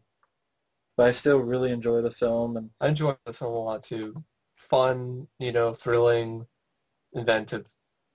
Entertaining. Flick, yeah. With good effects. Don't see movies like that nowadays anymore. No. Number 148, Until the End of the World. I've heard of this. I have this VHS. I've never seen it. Directed by Wim Wenders, who's a foreign director. Directed Wings of Desire. Stars William Hurt. And it's 179 minutes. I mean, good luck getting somebody to sit in the theater for that long. Yeah, apparently the budget was around $23 million, but only made $750,000. Definitely very indie movie, very... Over a decade in the making, developed after a series of discussions Wim Wenders had with French filmmaker Bertrand, Until the End of the World is Wenders' most ambitious film. Filmed in 15 cities in 7 countries across 4 continents, had a $23 million budget, was originally intended to be shot on 70mm. The plan was to finish the film in the African Congo, though financing made that unfeasible. Wenders also couldn't get clearance to film in China. He instead sent the star Sylvain de Martin into China with a handheld digital camera. This footage is in the film as a video fast that Claire sends her estranged lover, Jean. It took 14 years. Okay. I was going to say, during post-production, Wenders initially had to cut over 8 hours in length. Contract agreements forced Wenders to cut down the movie to less than 3 hours. The final product was distributed with a running time of 150 minutes in the theatrical version and 179 minutes in the European cut. To add to the near future look, Sony contributed prototypes of the new products for the film. And the soundtrack is notable for Wenders asking various recording artists, Deepak Mode, U2, R.E.M., Talking Heads, Patti Smith, Elvis Costello, etc. for music to be used in the film, specifically for the music that they thought they would be making in 1999. The soundtrack itself was more successful than the film, and it's considered one of the most important movie soundtracks of the 1990s. Took 14 years and $23 million for Wim Wenders to bring his vision to the screen, shooting in 15 different cities and 7 different countries on 4 different continents. Wenders' original cut for the film came in about 8 hours long. His original rough cut for the film was 20 hours long. Money just ran out in China, so, that's when the actress, Yeah. Solveig Dominatron. And when filming ended, Wenders confessed that his producers had to literally pull the plug on him for his own good because he wanted to take the film to a conclusion in the African Congo. There, the Pygmies' dream music would have brought his characters and themes full circle. As it is, he hit every continent in the film except Africa and South America. I got it because it sounded interesting, but I don't know if it ever... Cesar Wenders worked with multiple copies and with Sam Neill recording an additional narration, completed a 280-minute version. The longer cut, which Wenders regards as the definitive version of the film, unfolds as a trilogy and is presented in 3 parts. Anchor Bay Entertainment had once announced they would be releasing the director's cut in North America, but has since changed ownership and interest in Wenders' work was abandoned. Currently, there are no plans. The stars bottom out. Holy shit.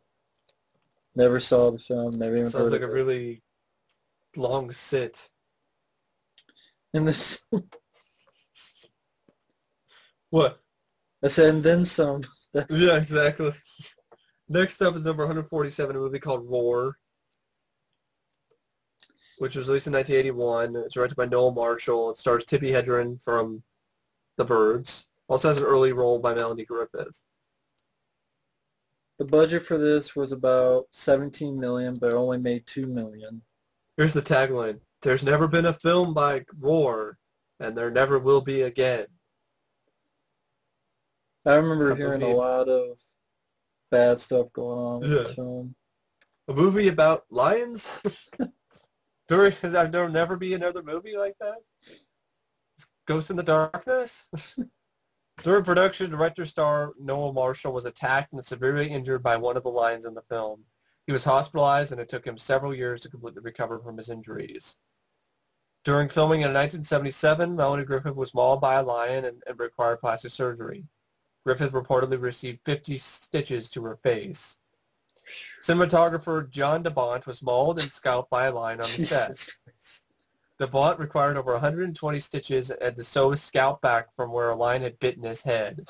After medical treatment, DeBont actually returned to production to complete his DOP duties. Fuck. The movie took a period of 11 years to make from script conception to completed work. The script was first started to be written around 1969 and 1970. The actual first filming commenced in 1974. Production was set back for years when in 1978 much of the ranch set was flooded. The movie was finally completed and released in 1981. In 1978, a flood from a dam break killed many lions in the film, washed away the set, and destroyed nearly all of the movie, including sets, completed film footage, and 3 key lions, including Robbie, the movie's Lion King. The picture was set back several years, and the damage done amounted to approximately $4 million.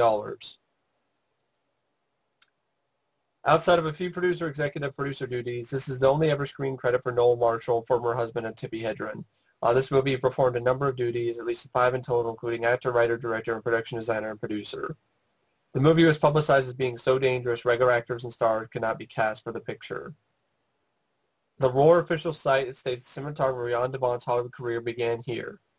But DeBont, however, also had another U.S. movie out in 1981, and that was Private Lessons.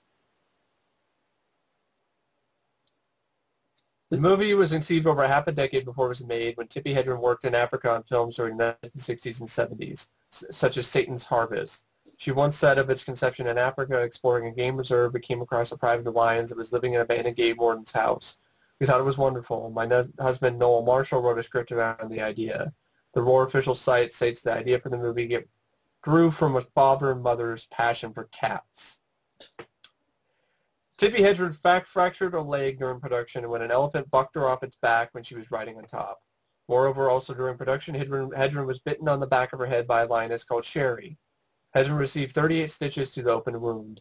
The incident can be seen in the finished picture. Hedren is hanging to a branch of a tree when 34 lions run across her. The 35th lion bites at her head. Hedren screams and the blood scene is real. Hedren once said of being bitten by a lion, "Let me tell you, it hurts when you're bitten by a lion. It's not only that you may have an open gaping wound plus shock, but the pressure of this enormous jaws is so strong that it hurts." After this movie was made and released, Tippi Hedren, through the Roar Foundation, continues to raise funds for the care and protection of the lions from this movie and their descendants at the Shambhala Preserve in Action, California. How is they not the ones who died? They did to support this, they bit me in the head, right? Jesus Christ. Melanie Griffith once said of working with the lions are a really tough act to play with. Not because they are dangerous, but because they're so funny. They upstage you every time. If you're in a shot with a lion, you just know everyone is looking at the cat instead of you. Movie cinematographer Jan DeBont has said this picture was the most intriguing, most demanding, and most challenging of his career. He once said it was also pretty dangerous. Roar was the only picture I almost lost my head over. Literally. It was frustrating at times, but I was hooked. The cats were fascinating. They never did the same thing twice. Technical problems were gigantic. When you don't shoot with 5 cameras simultaneously, each has to be ingeniously disguised so they don't appear in the shots. It was my first Hollywood film, and I'll never be the same again. The production filming schedule for this movie was originally project estimated to require 6 months. It ended up taking 4 years to complete principal photography. With a U.S.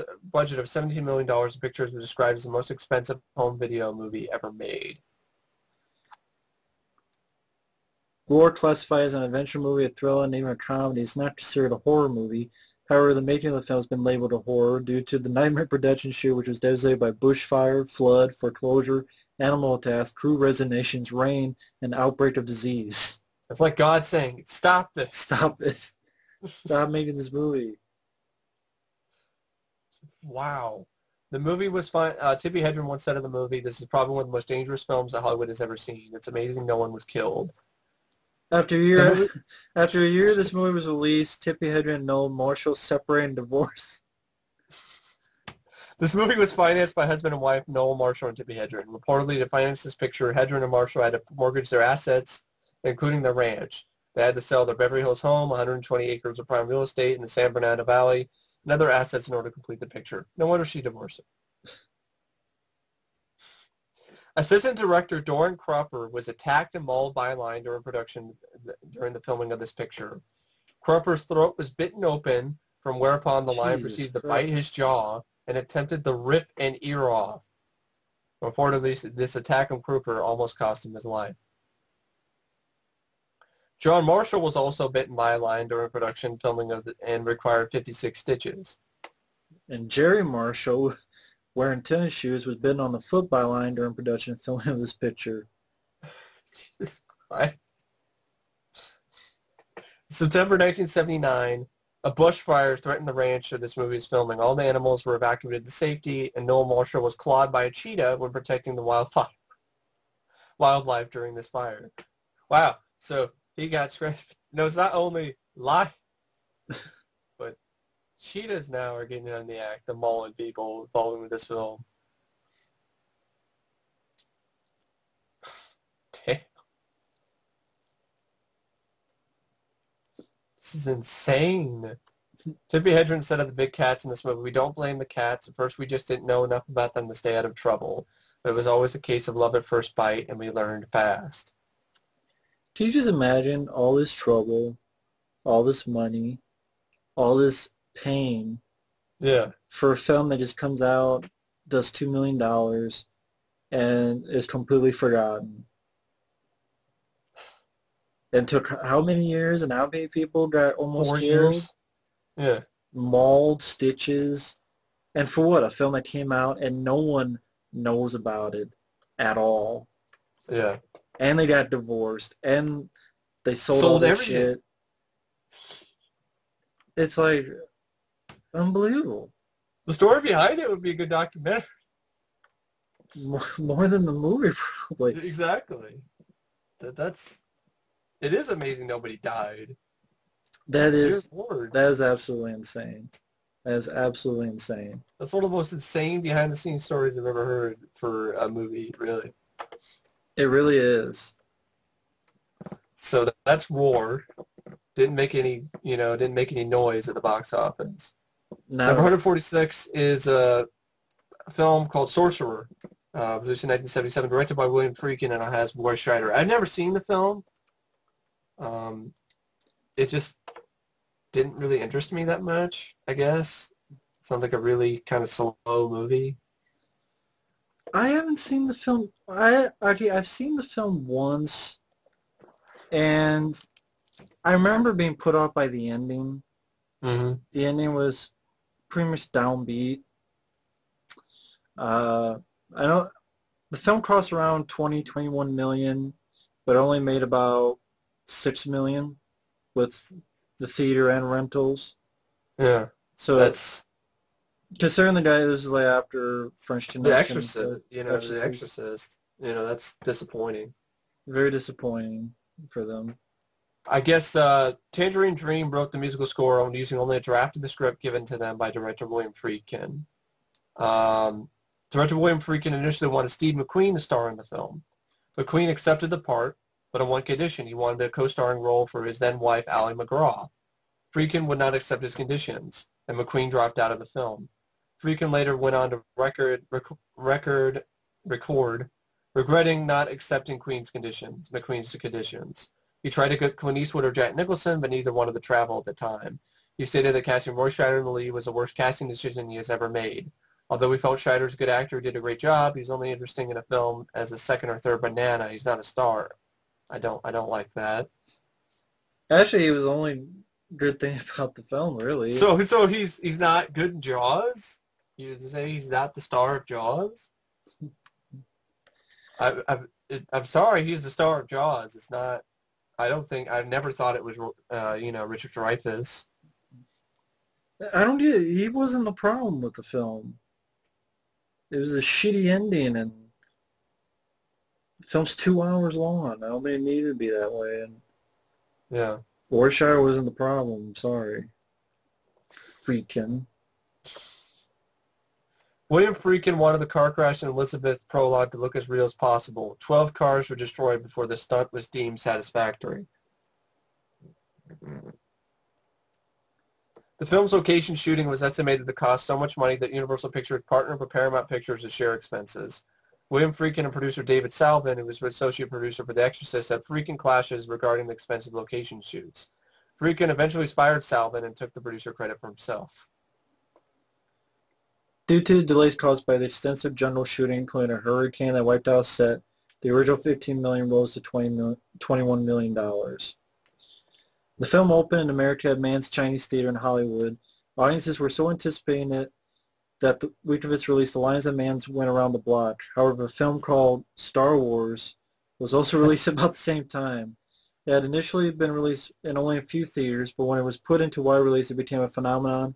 By the second week of the release of Sorcerer, the crowds in front of Mann's Chinese Theater had dissipated to almost nothing. Oh, so it's Star Wars. This is the boy.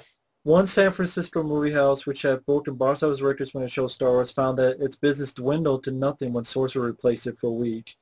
In the end, Sorcerer only recouped $9 million of its original $21 million, making it a financial disaster. Dang. The oil fire was created by pumping up thousands of gallons of number 2 diesel fuel as well as raw propane into the air ignited. Once the fire started, it was so hot that no one could get within 50 feet of it. The jungle scene was originally supposed to have been shot in Ecuador, but when that was deemed too expensive, it was moved to the Dominican Republic, which at the time was basically a military dictatorship. Town used was called Alto Gracia. Soon after the film was finished, the town erupted in riots, reflecting a scene from the film. When the president nullified an election that he lost to a liberal candidate, the riots spread to neighboring villages, forcing the president to step down. So, yeah, that's... Due to the subtitles at the beginning of the film, many theater patrons began complaining, believing they had unknowingly paid to see a foreign film. In order to alleviate that, special posters were quickly printed up and posted in theater lobby, which stated the following: "Your attention, please. To dramatize the diverse backgrounds of the principal characters in Sorcerer, 2 of the opening sequences were filmed in the appropriate foreign languages, with subtitles in English. Other than those opening scenes, Sorcerer is an English language film." They had to put that much effort. It's like, attention, you dumb fucks. See, William Friedkin had a feud with the chief Teamsters representative, whom he dismissed at some point, and which prompted the director to find another trucker crew. The director also fired 5 production managers, which upset Roy Scheider, who said that he was tired of going to the airport and saying goodbye to them, as well as adding that he was the only person William Friedkin could not drop as he was the leading man. Wow.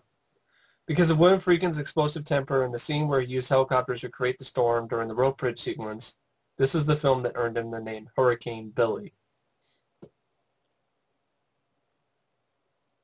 Sounds like another interesting behind-the-scenes story, but not really that much for the final film. And then but it gets a 7.4 out of 10 on IMDb.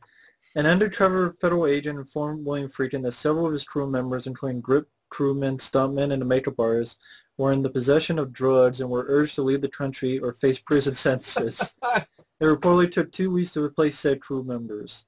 Besides internal on-site conflicts, Friedkin cited that approximately 50 people had to leave the film for either injury or gangrene, as well as food poisoning and malaria. Wow. Friedkin himself lost 50 pounds and was stricken with malaria, which was diagnosed after the film's premiere.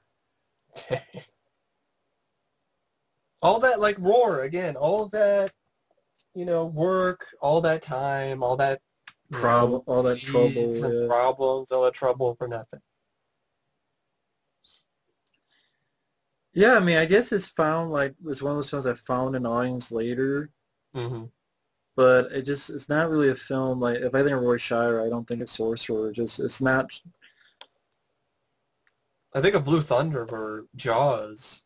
Yeah, those are, I think, much better than Sorcerer. That's me being crazy. Jaws 2, even. Yeah, Jaws 2. Next up, we have number 145, Miracle at St. Anna. I remember trailers for this. It just Spike Lee directing a serious, drama period piece taking place in World War II? I did not see the film, but yeah, I believe it was World War II. I believe you're right. Didn't look interesting. I think it had about $45 million budget. But it only made, I think, $9 million. Look at the running time. It is 160 minutes. Yes, 2 hours and 40 minutes. Way too long. Yeah, 2 hours. I guess. Yeah. Yeah, this is too much. I don't want to sit in a theater for that long. Yeah, way. I guess Wesley Snipes was originally cast in the film, but was forced to drop out due to pending tax evasion charges. And Samuel Jackson turned down the offer to play the Corporal Hector Negron to work on Lakeview Terrace, which is just a remake of Unlawful Entry. Yeah, it's just not a film that really interested me. And then 160 minutes? Way too long. So that's Miracle at St. Anna. Didn't perform any miracles at the box office. Next we had number 144, Jonah Hex, directed by Jimmy Hayward. And that piece of shit movie. Didn't Navadine and Taylor write that? Yeah. And then you give it to the fucking guy who directed Horton Hears a Who. Like, what? That's not the right director for that. Yeah, I mean, this is a film that, from what I understand the comics, he was pretty much take the Punisher, but in a Western. Mm-hmm. But here, you gave him fucking superpowers and stole shit from the Crow, because you literally have like a bird or crow. Yeah. And it's PG-13. Megan Fox can't act. She should not be cast. Thomas Jane wanted to be, but they said, fuck you, Thomas Jane. But he just gets fucked over, man. Had a $47 million budget, and it made $10 million, and deserved it, because this was a shitty movie. It could have worked. For those, there's a little anime short that Thomas Jane voiced as Jonah Hex. That's much better. The plot was nothing to run home about. The movie was boring. Jonah Hex superpowers was stupid. It's another sort. It's like a Western, but like sci-fi. And didn't work. Then you had Megan Fox and Josh Brolin, and just didn't interest anybody. Apparently Matthew McConaughey and Emile Hirsch was considered for the role of Jonah Hex also. I guess Thomas Jane was so interested in playing the part of Jonah Hex that he actually had himself photographed in the costume, complete with special makeup, to recreate the character's facial scarring. He went through all that, and no. We'll give it to Josh Brolin. For to be honest, Josh Brolin wasn't the problem. No, he wasn't. Josh Brolin was fine. He was good with the part. I think it's also because the comics were a lot more violent, and they made it PG-13. And they changed the character. Yeah. The character was not a superhero who saw the dead, or the fuck. No. He saw the spirit world asshole that can't see us, or whatever. Just changing the character completely, it just, like, why do the comic then if you're not even going to do the fucking character? I guess Megan Fox initially turned down the part of Leah because in the script incarnation she read, she found it to be too violent and misogynistic. She changed her mind when Josh Brolin came on board with the script was rewritten. Misogynist? I just find that hilarious for Megan Fox. Yeah. Yeah, the Transformers movies are not misogynistic at all towards women. Or in Jennifer's Body, yeah, that's such a empowering movie for women.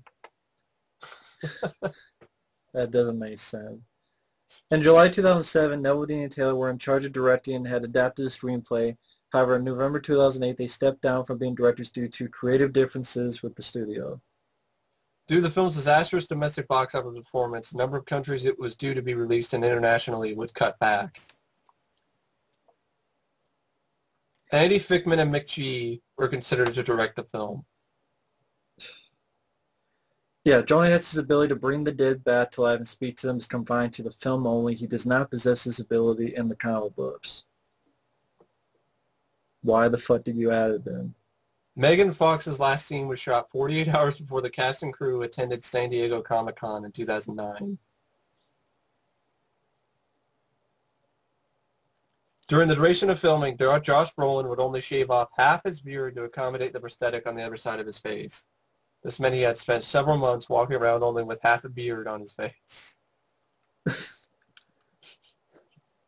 Something that could have been good, and you had a shitty director who did Horton Hears a Who. You had, the script really wasn't that good, whether that be Neville Taylor or they changed the shit, I don't know. There was some cool ideas, you know, steampunk sort of stuff with Western, you know, but changing the character and not doing anything with them, and made him Fox sucked. Next up, you have number 143, Leonard Part 6. I've seen this movie. It's one of the worst films I've ever seen. 2.2 is too high. I have never seen this. 1987 film directed by Paul Whelan, starring Bill Cosby, Joe Don Baker. This movie is one of the movies like it has to be seen to be believed at points. I mean, apparently this movie. Yeah, what? This is the movie where you see Bill Cosby in pink ballet slippers to give him magic powers or some shit. Bubbles, magic floating bubbles or whatever people take rides on. A flying ostrich. An ostrich, I think it has super speed too, I think. Apparently this film had a budget of $24 million and it only made $4 million. It was a secret. The plot is a secret agent is called to retirement to save the world from an evil genius. Obviously, someone who made the movie. Just bad. There's bad, and then there's Leonard Part 6 bad. I mean, Bill Cosby publicly criticized the film and urged people not to see it, despite starring in, co-writing, and co-producing the film. He did all that, and he still made a shitty movie. The film won 3 Golden Raspberry Awards: Worst Picture, Worst Actor, Worst Screenplay. Bill Cosby requested special Raspberry Awards made of 24-karat gold and Italian marble, which cost the Fox network $27,000. They were presented to him on The Late Show a few weeks after the Razzie ceremony. Cosby himself later brought the awards within the show off, as when he was a guest on The Tonight Show starring Johnny Carson, happily declaring, "I swept the awards." The Jane Fonda workout that Leonard works out to was specifically made for the movie. Bill Cosby bought the television rights to make sure the film would never appear on television. During his brief period ahead of Columbia Pictures, David Putnam tried to cancel production of this film. It is just literally one of the worst movies I have ever seen. Ever. Yeah, Paul Whelan, director, says it was a terrible mistake. When anyone gets into that position, which is Bill Cosby's position upon the 80s, they are surrounded by sycophants and no one tells them the truth. But Cosby just wasn't funny. I try and tell him directly. I say it feels slow, and he say, "You worry about construction, let me worry about funny." Mm-hmm. Just awful. Sounds awful. So next up we have number 100. It only made like what, 2 million? It crossed around 24 million and made about 4 million. 4 million too much. Next up is number 142, Legend, a 1985 film directed by Ridley Scott, starring Tom Cruise, Mia Sara, and Tim Curry. I like Legend. I think it's a visually impressive film. Tom Cruise, I don't know. I could see why he didn't want to talk about the movie. Maybe that's where the gay rumor started from. Was from Legend. He plays an elf, right? Of some sort. Was he an elf? I thought he was just a guy. He's just a guy, I guess, but kind of a... Wears like short shorts. I know the budget was around 25-30 million, and it made about 12 million. Mm-hmm. It says 15 on IMDb, so different. I guess there's different It says 12 million. numbers. Huh. It says 12 million on IMDb, doesn't it? It said 15 million on the thing I was looking Oh, at. okay, I see it there. Yeah, you're right. It was 15 million. So still didn't do very well, especially for a Ridley Scott film. Filming stopped when the 007 soundstage burned to the ground. The remainder of the film was shot in hastily constructed sets, and you could kind of tell. He wasn't able to... It's really kind of sad about this film when you watch the behind-the-scenes documentary in this movie, because Ridley Scott had big plans to do... He built this beautiful sets and these wonderful, immersive, fantasy world sets, and they burned down. So he had to completely reconfigure and reconsider everything that he had in mind for the film, pretty much. Composer Jerry Goldsmith's original score was removed by the studio after the first round of test screenings, and after appeal to the kids, executives commissioned Tangerine Dream to create a replacement.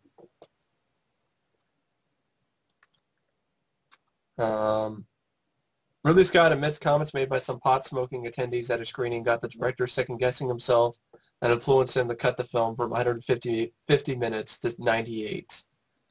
As Johnny Depp, Robert Downey Jr., and Jim Carrey were all considered for the role of Jack, which eventually went to Tom Cruise. Mia Sara was only 15 during the filming of Legend. Sarah was actually born in 1967, so she was 15 in 1982, which is when production of the film began in 1982. Wow. But it took further 3 years before Legend was finally completed by Ridley Scott, but because of the film's immensely troubled production history. Ridley Scott was inspired to cast Tim Curry's Darkness after seeing the Rocky Horror Picture Show. Tim Curry I thought was great as Darkness. Because the makeup effects by Rob Bottin, were fantastic. yeah, he was good. For the scenes filmed in the forest, every line was dubbed in post-production as the noise in the set was so loud. In the commentary of the director's cut of Legend, Ridley Scott states the glasses on the table covered with jewels and treasures as a gift to Princess Lily in Darkness's throne room are still in his possession today. Yeah, I think you already mentioned this. Yeah, on June of 1984, 10 days filming left on the stage. Yeah, the entire set burned down during a lunch break. Mm-hmm. Reportedly, flames from the set fire leapt more than 100 feet into the air, and the clouds of smoke could be seen 5 miles away. Legend, I mean, it's a good-looking movie. Mm-hmm. It's not for everybody. I'm going to say it's not for everybody. Yeah, I'd say it was a hard sell. It was a hard sell for audiences. I don't know why. It was a good-looking movie, but it was just, for me, boring. Yeah. I don't know what it was. Boring. I've always liked Legend. But that's okay. I guess it was also widely rumored to have been a source of inspiration for The Legend of Zelda video game series. And filming was interrupted twice, firstly by the set burning to the ground, and also by the death of Tom Cruise's father. So that's Legend. I also like the song at the end credits by Brian Ferry. Is Your Love Strong Enough? It was a very visually impressive movie, and I guess I'm okay with just the visuals. They're scrumptious enough for me to... Wasn't that song in another movie? Is Your Love Strong Enough? Was that the song that was in The Girl with the Dragon Tattoo? Or was that another... Remember. Was that another Oh, yeah. movie? No, that was... It wasn't the exact... Yeah, it was. It was a cover. It was a cover, yeah. That's what I was saying. I remember that. I was working in a theater with a Girl with a Dragon Tattoo, and I walked in the end credits line, Is Your Love? And like some shitty cover version of it, and I'm like, what? Is that fucking... Is Is Your Love Strong Enough from Legend? But anyway, yeah, I like Legend. Number 141, City of Ember. I guess Bill Murray was in that. Yeah, it's a production budget of $55 million, and it only made $7 million. huge bomb. Is it based on a book series or something? No. Yeah, Jen de Peru wrote the book. Based on a book. Yeah. Just didn't look interesting to me. I guess the live-action debut for director Jill Kenyon, his actual film debut, Monster House, is motion capture animated. Oh, so the guy who... Isn't he doing a Poltergeist remake now? Yeah. Did save Ember. It's now doing Poltergeist. There were so many pet sets built for the film that some of them wound up never being used. Okay. Waste of money. I have to wonder if they were doing this because of Harry Potter. Yeah. It's been so hit, so they thought this would be one. Mm-hmm. It's based on a novel, so it's going to be a hit or whatever the fuck. It's 6.4, so the people who like it, this didn't interest me. Doesn't interest me either. Tanked. Number 140. Your favorite. Street Fighter, The Legend of Chun-Li, directed by Andrzej Bartłowiak, starring Christian Kruk, a Canadian as an Asian character, Neil McDonough, Chun-Li, Neil McDumbass as, an Irish M. Bison, Chris Klein as that guy, as Charlie, who I guess ultimately became Blanca in the Street Fighter Van Damme flick. Yeah, the Van Damme one. Yeah. But Taboo from Black Eyed Peas plays Vega. Yeah, Robin Shaw. Nothing role. Michael Clark Duncan as Balrog. Cost $50 million and made $8 million. It makes the Street Fighter with Van Damme seem like a winner. That's what's fucking sad. Once they do another Street Fighter movie and it's a prequel, I guess, with Chun-Li? No, it's just a reboot. It's like, why did they even do this? Let's just make it a story around Chun-Li. Let's have it not anything like the game at all again. We'll make the same mistake. Let's not do a tournament again at all. No. We didn't even do a tournament in the first movie. That's what I mean. Like, didn't do in the first one, don't do in the second one. Isn't this like after that fan video some guy made? I think so. That was like really good looking, and but we don't need to get that. And it just looks like shitty CGI. Chun-Li has fireball powers I don't remember ever having in the game. Oh yeah, at the end they look pretty bad. People can't add Kristen Kriuk, whoever the fuck she did. I don't care. She was Lois Lane or Lana or whoever. She was Lana Lang or Lana in Smallville. Oh, and Small Dick. Great. Yeah, that makes her play Chun-Li. She couldn't fight. She couldn't act. Fucking Neil McDonough. You don't buy him as a badass. You buy him as a pussy. Bison's supposed to be his badass. Madonna is like William Fichtner. That's a new Shredder. It's going to be the same fucking thing. Which there are new photos of the new Shredder, the action figure of Shredder. It looks pretty shitty. But of course it's shitty.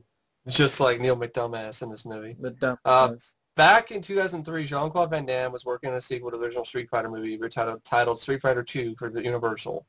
Several cast members have been hired to join him in the sequel, including Dolph Lundgren, in an unrevealed role. Australian actress Holly Valance would have replaced Kylie Minogue as Cammy White. Damien Chapa would have reprised his role as Ken Masters. Brian Mann was also reportedly in talks to return as Ryu. However, after a few years of trying to get the sequel off the ground, the project never materialized, and any plans for a sequel were scrapped in favor of this movie. As bad as that movie was, I would have rather seen that than Legend of Chun-Li. Yeah, I mean, sad to say. Yeah, that's sad to say, though. According to an online interview with MTV, Jean-Claude Van Damme was originally offered the chance of reprising his role as Guile for the film. He would have been the only original cast member for the original film to return, but Van Damme turned down the offer. I guess for the better. Yeah, the film is just very lame, very boring, shitty fights. Not much to do with the game. Yeah, just nothing to do with the game at all. I don't remember any. You got Vega, and he's just there for blink and you miss a cameo. Yeah, gets his ass kicked easily. Just that happens to Vega in every movie. Got his ass kicked easily in the first Street Fighter movie. The same one happens again in the sequel. I guess there were different performance. Actors played different characters in the Japanese version versus the English version, I guess. You know, the version released in the U.S. Oh, yeah. I guess Taboo played Balrog in Japan, and Michael Clark Duncan played M. Bison in Japan. I don't know how that works. And Neil McDonough played Vega in Japan. What? That just sounds like a more fucked up version. Japan gets the fucked up version, and we get the still fucked up version. No matter what, it's a fucked up. So yeah, that's Street Fighter: Legend of Chun-Li. I hate that movie. Yeah, coming and going. Next up, we have number 139, Santa Claus the movie, directed by Jenna Schwartz. Like he follows another flop Supergirl with this. Yeah, I mean, a bit. Stars Dudley Moore, John Lithgow, Burgess Meredith. It's like Santa Claus, the origin story. Who cares? Well, yeah, it's like this elf with Dudley Moore has a hissy fit, goes to fucking John Lithgow, who makes toys. Bad guy.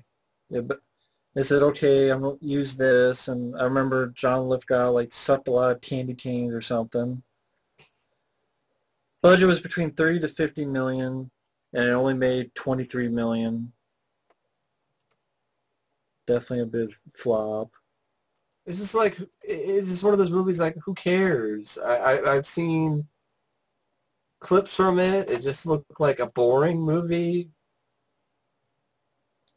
Didn't look like it was fun. Just to me. It was produced by the Salkinds, who produced their Superman films. So they got somehow sucker Jenna Schwartz into directing this as well as Supergirl. No, this one would be it. It's about Santa Claus. Okay. There's no way it could fail. Conceived by Ilya Sonkind in the wake of the apparently waning critical and U.S. box office of Superman 3 and its immediate follow-up, Supergirl. Santa Claus the movie was written by Jeanette Schwartz, who had directed Supergirl from a story by David and Leslie Newman. David Newman, however, took sole screenplay credit. Pierre Spangler, Ilya's longtime partner and the third key element of Team Selkind, joined Alexander's son as a project producer. John Carpenter was originally offered the chance to direct, but also wanted to say in the writing, musical score, and final cut of the film. Carpenter's original choice for the role of Santa was Brian Dennehy. Among the other choices to direct the film other than Carpenter were Louis Gilbert, who, despite initial interest, could not agree with the Selkinds over certain aspects. Robert Wise was also offered the chance to direct, but he had a different approach to the story. Guy Hamilton, who had to withdraw from directing Superman the movie in 1976, was very interested in directing and lobbied hard for the chance to do so, but only on the condition that the film be shot either in L.A., Vancouver, or Rome. Ultimately, the Selkinds chose Schwartz because of their excellent working relationship on Supergirl, which many executives at TriStar believe was a masterpiece and would also become a mega hit. Sarcastic. No, I guess apparently that's what they really thought. Really? Yeah, that's why they had Schwartz there. For the role of BZ, which was the evil toy maker guy that John Lithgow got, it was offered to Harrison Ford, Burt Reynolds, Dustin Hoffman, and Johnny Carson, all of whom turned it down. Burt Reynolds. Why do we keep seeing Burt Reynolds in these trivia for, like, completely random ass, like, Burt Reynolds is offered to play John McClane. You're like, what? Burt Reynolds is going to be Rocky. You're like, and BZ, Burt Reynolds isn't right for any of these That roles. was John Lithgow's role, right? BZ? Yeah. Yeah. I guess they all, just, Real deer were trained to pull the sleigh. The crew required months to complete the training, which also allowed the deer to grow their antlers for the final filming. For shots where it was not possible to use the deer, sophisticated animatronic deer were used. I heard also it was really depressing because I think a Nostalgia Critic or a Cinema Snob did a review of this, and the first half is just depressing as. So that's good family fun for you. So that's Santa Claus the movie. Like who it's a prequel or whatever. How Santa Claus being Santa Claus. Next up is number 138, Big Trouble, directed by Barry Sonnenfeld, starring Tim Allen, Rene Russo. There's Big Trouble in the Box Office. Yeah. This is around the same time Tim Allen just kept doing bad movies. I mean, I liked Galaxy Quest. I really enjoy Galaxy Quest. Yeah. But didn't he do like Joe Somebody's before this or afterwards? Or yeah, it was around that same time, yeah. Had a budget of about $40 million, only made about $7 million in the U.S. Pretty big flop. I guess it was based on a book. Yeah. It was based on... The film was scheduled for release in late 2001. It was delayed after the September 11 attacks due to terrorist plot lines.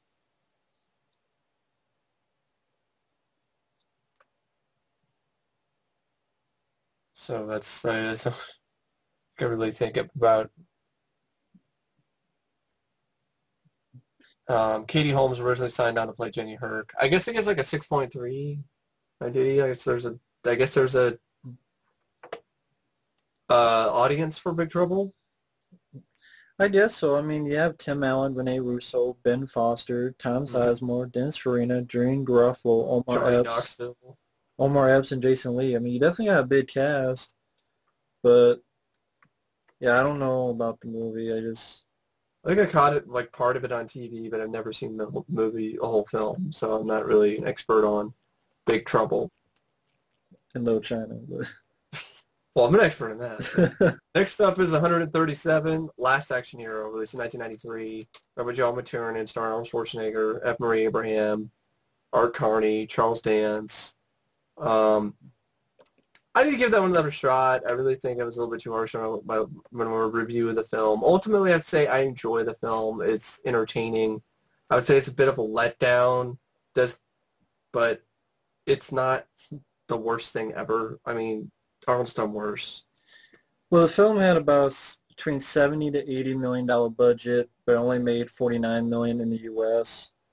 Well, that's not counting the ridiculous BS with the was a rocket. Well, yeah, they had a lot of stuff with this film. I mean, they put a. Let me see if it says here. So it made what? Like how much? $49 million in the U.S., and I think it made... I know $49 million in the U.S. I'm not sure how it made overseas. But definitely not as much. I mean, you had Jurassic Park coming out around that time, and this is, I think, after T2. It was a really surprising flop for an Arnold Schwarzenegger film. Sly's, both Stallone's films, and in 1993, Cliffhanger and Demolition Man combined, probably I think they made more money than Last Action Hero. Cliffhanger by itself, I think made like $80 million or something. Last Action Hero was originally screenplayed by Zach Penn and Adam Leff, meant to parody typical action film screenplays of writers such as Shane Black. Zach Penn noted himself that it was ironic that the studio then had Shane Black rewrite the script. The original screenplay differs heavily from the finished film and is widely available to read online. Although it was still a parody of Hollywood action films, it was set almost entirely in the film world and focused largely on the futile cycles of violence displayed by the hero and the effect it had on people around him. Due to the radical changes, Zach Penn and Adam Leff were eventually credited with the story of the film, but not the screenplay, which is unusual for a film based on an original screenplay. I guess one major, Schwarzenegger? Yeah, Schwarzenegger received a salary of $15 million for his role in the film. One major reason for the film's box office failure was the unforgiving process's need to have it ready for the studio-mandated date, June 18, 1993 release date, which left almost no time for follow-up editing or fine-tuning after a disastrous May 1st sneak preview. There were discussions about moving the release into July or August 1993, especially when Universal deliberately chose to open Jurassic Park on June 11th, but it was decided that doing so would turn off potential moviegoers. When the film was released and received widespread criticism, an anonymous movie worker said we shouldn't have had Siskel and Ebert telling us the movie is 10 minutes too long. The merchandising people came up with some Jack Slater action figures with guns, but Schwarzenegger vetoed the idea as his live-action hero was a warmer, more cuddly action film. The film had 7 video games that all sucked, a $20 million Burger King promotion, a $36 million theme park ride, NASA's first paid ad in space, as well as a 4-story inflatable Jack Slater at Cannes, and Schwarzenegger gave 40 TV interviews and 54 print interviews in 24 hours, setting a new personal record. Wow. The file declared financial loss for the film was $26 million. Is that even counting all this $36 million theme park ride, $20 million Burger King promotion? Yeah, I don't know. It might depends what much it made worldwide, but Arnold Schwarzenegger considered Last Action Hero his first real failure after an unbroken string of successes. He also considered it the beginning of the end of his film career. I don't know. Would you agree with that? It was the beginning and the end? No. I mean, in comparison to crap like, I'm sorry, T3 is not even, this is better than T3. Better than Junior. I really enjoy the film. I mean, I can say the kid is, to me, the biggest problem. Yeah. But I don't know, I thought it was really inventive. I thought yeah, I it was agree. really funny. That's part of me that I wanted to check it out again because there are parts I laughed at. I didn't care for the animated psych. I don't know what's going on. Bonkers or whatever. With Danny DeVito voice. With the animated voice. Yeah, Danny DeVito voiced that. Yeah. I I didn't care for that. But there were jokes in it I did laugh at. Some good parodies of action movies. Sly as the Terminator. Danny, yeah, the kid who played Danny wasn't the greatest. I like the score. I think Alan Silvestri, did the score, I think. Michael Kamen. Michael Kamen did. I'm wrong. And Charles Dance I liked. He was a good villain. No sequel for you. I just like I like the guy who played the Grim Reaper. It was a good, definitely a scary role. Was that Tom Noonan? Yeah. And the idea itself was very inventive and original. I thought Arnold was good. Yeah. He did good. He wasn't bad. He was trying, and he was... Yeah. I think it's a fun, very underrated movie. It makes Hamlet fun. Yeah. That whole thing was not to be. Not to be. Not to be. And a good catchphrase, big mistake. I can imagine I would have dreamt that if I was in school and have watched Hamlet. I would have been doing the same thing. The same film. I think if they had gotten a better kid, maybe. I mean, I know a lot of people don't like the film. I don't think it's that bad. I mean, I didn't do a very kind of, good review. I mean, I think I can do better on the film. I think I'm going to warm up to it when I watch it again. Same thing with Red Heat. It's just in comparison to T3. T3 was just painful for me at points. I don't remember ever feeling that way with this movie. Some of the jokes didn't work, but that's what happens in any comedy. I really like the soundtrack in this too. Yeah, it must have been good enough, for movies to use stock footage from it. So. Yeah, like a Tree Williams film they did. I really enjoyed the film. I thought John McTiernan did a good job. Yeah. Probably inside the movie world is a bit more interesting. Yeah. So maybe part of me wonders if they didn't leave the movie world. If it was like the original screenplay. Yeah. Maybe, but at the same time, I like the idea. I thought Arnold was. I don't know. I just really liked the film. I guess Arnold Schwarzenegger thought the script was one of the best he'd ever read. Especially liked all the elements of comedy, action, and the drama and the satire in it. Robert Zemeckis was in contention to direct at one point. Steven Spielberg was offered the chance to direct the film, but he turned down the door and made Schindler's List instead. That would have been interesting, Spielberg. Yeah. Or even Robert Zemeckis. Yeah, Big Gun, yeah. The AC/DC song Big Gun was specifically written for this movie after Arnold Schwarzenegger personally approached the group and asked them to write a song for it. And that's probably one of my favorite AC/DC songs.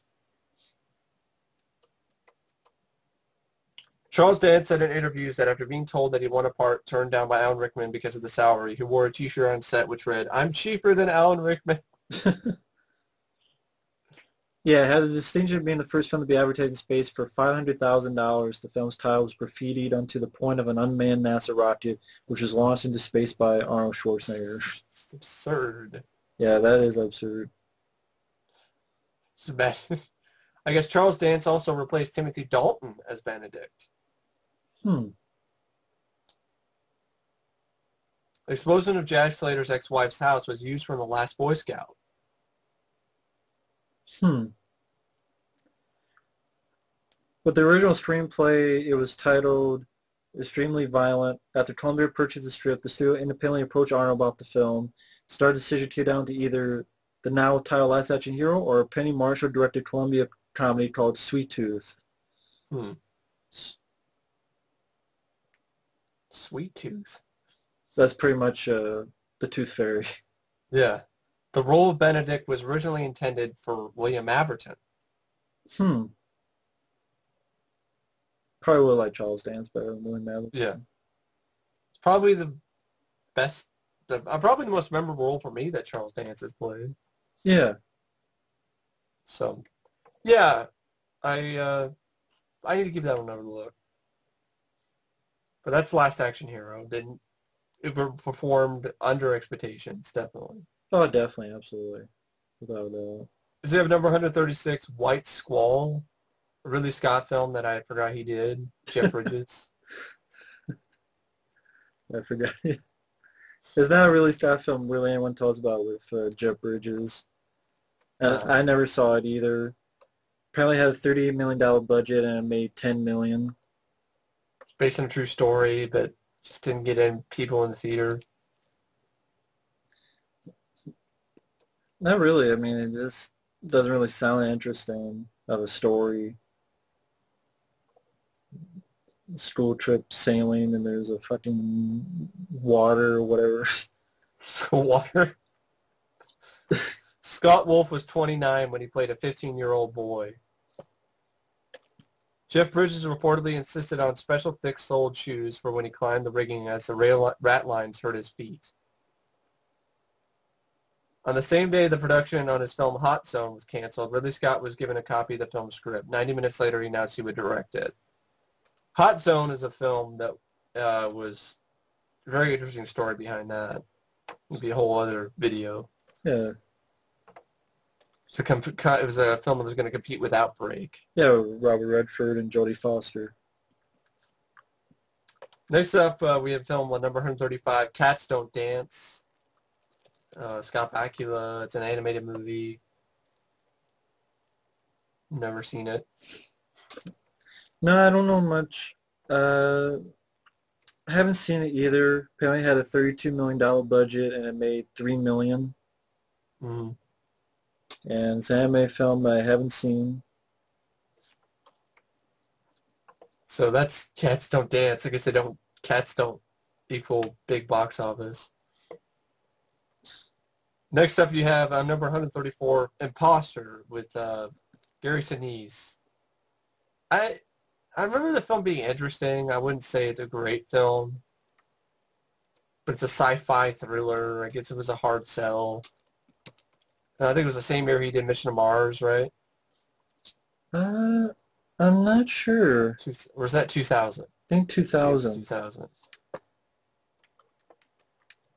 Guess it had a budget of $40 million, and it only made about $3 million. Nah, $6 million. $6 million.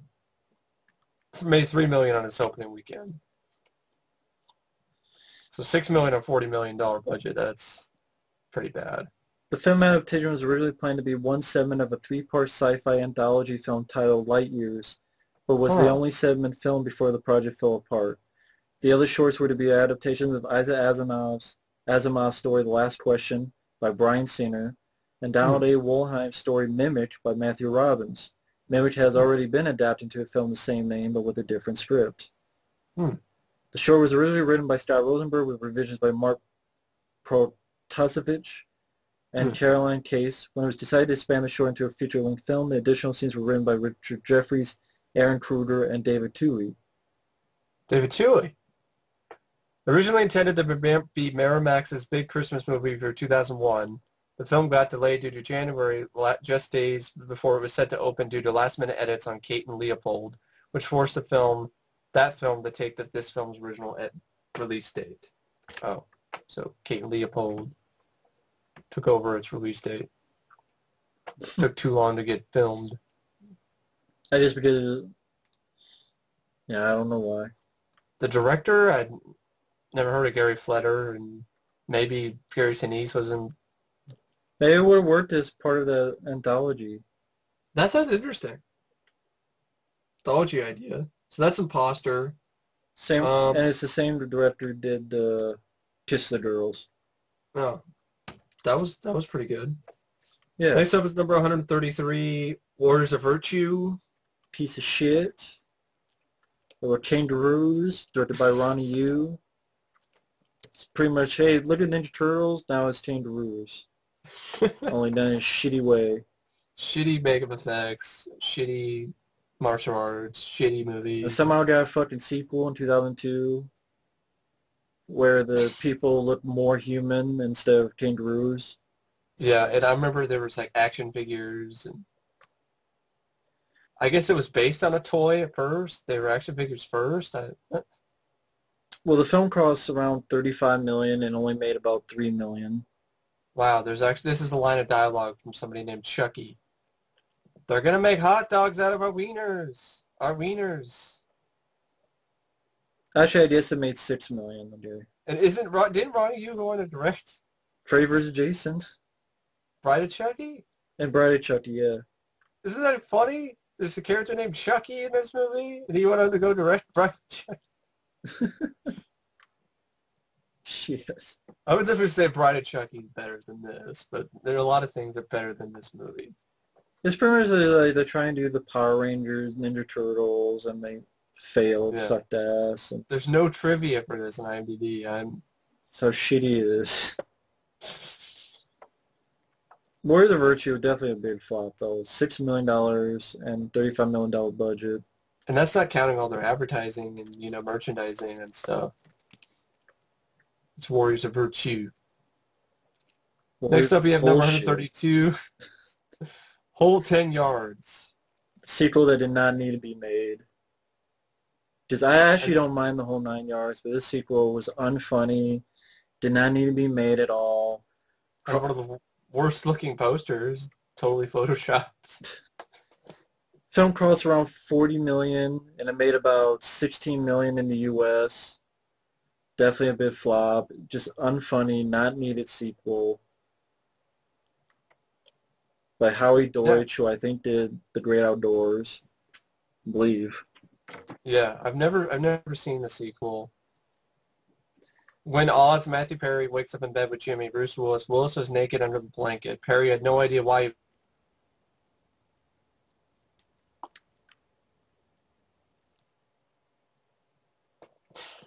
What? What? What, did you hear that? No. When Oz, Matthew Perry wakes up in bed with Jimmy, played with Bruce Willis is naked under the blanket.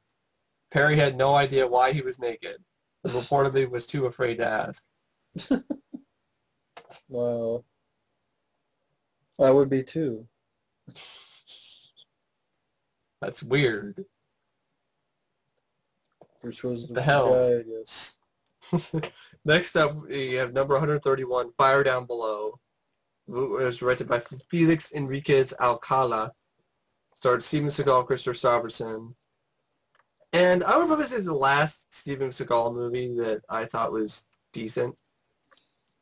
I guess for me personally, I guess you could say... I have to look at a list of his movies, but... maybe... Exit Wounds? Yeah, but I would say I like File Down Below more. Yeah. I'm not sure what else he did between File Down Below and Exit Wounds, but... It was that expensive to make? Had a budget of $60 million, and it only made about $16 million. Plus the $4 million worldwide, it made about 20. Yeah, $60 million budget, $16 million budget. I don't know why it cost $60 million. I like the film. It's a fun. I had fun. I like the Yeah. action, but I don't. Again, I don't really see why it cost 60 million. I don't either. That's a little bit too much to me. I mean, I don't see it on the screen. no. I always thought it was like a smaller budgeted film. No wonder it flopped. 60 million is like. The box I office. also, yeah. Go ahead. No, go ahead. No, go ahead. And it was also Seagal was on the downturn of his career. People were pretty much kind of getting tired of him, I guess. Yeah, because before that, I mean, Under Siege 2, I don't think did that well. Neither did stuff like The Glimmer Man. No. And I guess in Spain, the movie was promoted as a sequel to On Deadly Ground. The box office flop of this movie caused Steven Seagal's multi-picture contract Warner Bros. Pictures to end. However, he would work with them one last time for Edge of Wounds, and that movie proved to be a box office success. Just as production started on location in Kentucky, it emerged that a real EPA investigation was taking place nearby. Steven Seagal invited the EPA official to visit the set so we could chat with him about environmental issues and what he did. Bruce Willis turned down the lead role. Interesting. I guess director Uli Edel left the project in early 1996. I mean, Far Down Below, I think it's an entertaining film. Yeah. I like it more than On Deadly Ground, but that's just me. Well, it definitely doesn't have as many weird, stupid stuff in it. It was sort of like a straightforward film, entertaining. It dealt with the environmental aspect, but it wasn't like On Deadly Ground. It was kind of like, we did with the environmental aspect, but we're not going to shove it in your face. Yeah. We're not going to have Seagal doing speeches at the end. Fighting bears, whatever the fuck he was doing. So that's Fire Down Below. It's just $60 million. That's a little too much. I mean, even if it was cheaper, it's only made, what, 60? It only made $20 million. 20 million worldwide, 60 million US. It still wouldn't have done much. Yeah. Next up is number 130, Alexander, Oliver Stone film. Colin Farrell, Anthony Hopkins, Rosario Dawson, Angelina Jolie. Which this cost a shitload. This cost $155 million. And it made, to figure out what it made, $155 million, and it made only $34 million in the U.S. Made $133 million foreign, so $167 million worldwide. But that's on a $155 million budget, and that's still not really good. That's not much of anything, especially really. If only $34 million in the U.S. Yeah. Well, it has a runtime of 175 minutes. And didn't you? Oh, that was I guess there's 3 different versions of this movie. There's the director's cut, there's the final cut, and there's the ultimate cut. Yep. Why there's so many versions, I have no idea. I don't think critics liked it at all. It's got Colin Farrell in the lead. Val Kilmer gained over 50 pounds and started working out for the plump role of Philip. In December 2003, a group of homeless people in Stockholm, Sweden started queuing for tickets for Alexander, scheduled to premiere in November 2004. They intended to live in tents outside of a movie theater at a city center for a year. The silent protest, intended to draw attention to the homeless in the Swedish capital, was inspired by a local politician who said it is both legal and fully acceptable for fans to camp out for weeks in central Stockholm to get tickets for a movie premiere. At the time, the movie in question was Lord of the Rings, The Return of the King. Colin Farrell broke his ankle and arm during filming when he fell down a stairway. I don't know why I'm just kind of laughing a little bit. Just imagining. Fell down the stairway. Oh, bloody hell, mate! Get leg! Brad Pitt was considered for the role of Hephaestion, but turned down the role due to personal concerns with the character. Oliver Stone previously tried to mount the project with Tom Cruise in the title role. Sean Connery was originally considered for the role and eventually was offered to Val Kilmer. Hmm. The movie was originally scheduled for release on November 5th, 2004 in the United States. It was moved to November 24th, 2004. Studio executives stated the movie was to put it in more competitive position for Oscar consideration.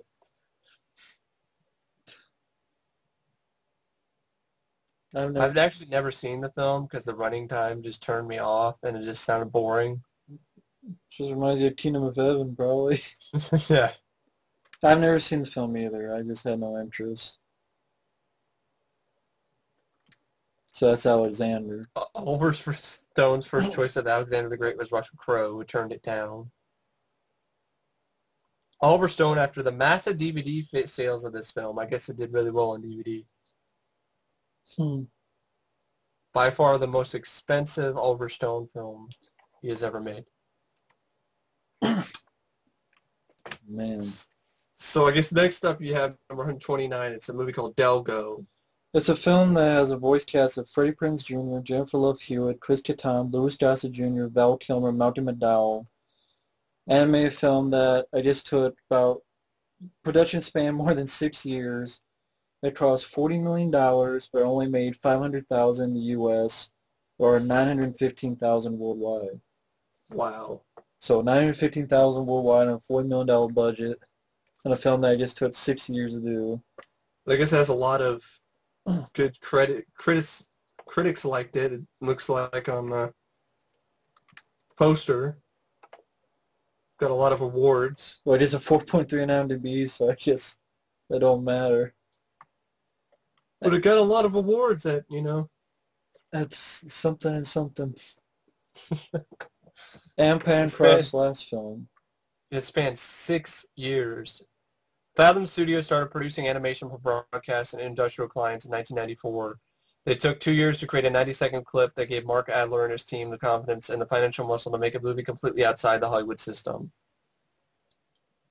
One of the reasons the production was extended was to complete the rendering of the rich and highly detailed alien ecosystem that serves as a backdrop for Delgo. The film was fully financed via private equity. The movie was scripted as for its first film of a potential trilogy. Fathom Studios signed only recognizable backup actors for principal parts and rolled out their cast announcements gradually, maximizing PR impact and addressing potential distribution concerns. I guess it won Best Feature Film at the Anima Mundi 2008. I don't even know what the Anima Mundi is. Certainly didn't help the box office. The film was released on 2,160 screens and grossed a total of $690,000 against a budget of $40 million. It had the lowest par theater gross in its opening weekend of any wide release in American film history, breaking the record set by the Ten Commandments. The Oogie Loves and the Big Balloon Adventure broke Delgo's opening weekend record in summer 2012. What, John Vernon? His final acting project.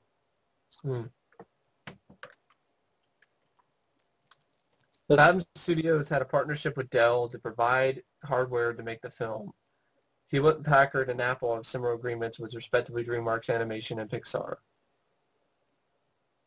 MGM was unable to release the film as originally planned because of company restructuring. As part of marketing for Delgo, the production team uploaded digital dailies to the internet, allowing fans to follow production as it happened. The digital dailies got an average of 500,000 hits a month. Many of the production's animators were contacted by university professors and Hollywood agents on the strength of these digital dailies alone. Ken Foster, the president of Fathom Studios' parent company, Macquarium, died of heart failure during production, causing attention to be drawn away from the film for almost a year. Wow. Conan O'Brien used clips of the film, which he had redubbed as part of his opening monologues. Characters would discuss subprime mortgages and house foreclosures. I didn't think about it. All these years, all this time, $40 million to just come out, $500,000, do nothing and disappear. Forget about it. You forget it. Completely forgettable. Unbelievable. Next up, you have a movie called, this is number 128, Yes, Giorgio, which I guess is the Pavarotti, starring Pavarotti. Yeah, the opera singer. Yeah. Yes, Giorgio. 3.7 IMDb. I'm sure there's a reason for that. Had a But budget of $19 million. It only made about $1 million. because no one wants to see Pavarotti at, I'm sure, just like no one wants to see Madonna and Cindy Crawford at. It sounded like, oh shit. Luciano Pavarotti had to learn to adapt his opera acting from just stage performances and television productions to that for the big screen.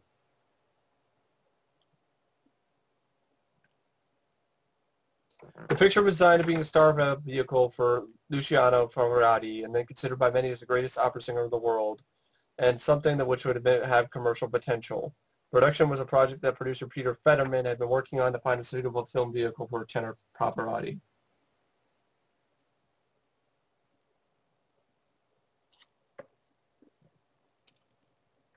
Reportedly, the Catholic Church in the United States blacklisted the film over the adultery plot, according to Dennis Schwartz Ozo's World Movie Preview.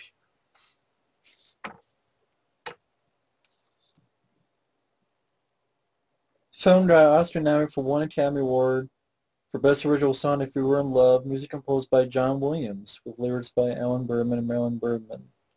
The 1982 production was the final film for 5 years of the picture's director Franklin J. Schaffner, whose next movie was not until 1987's Lionheart.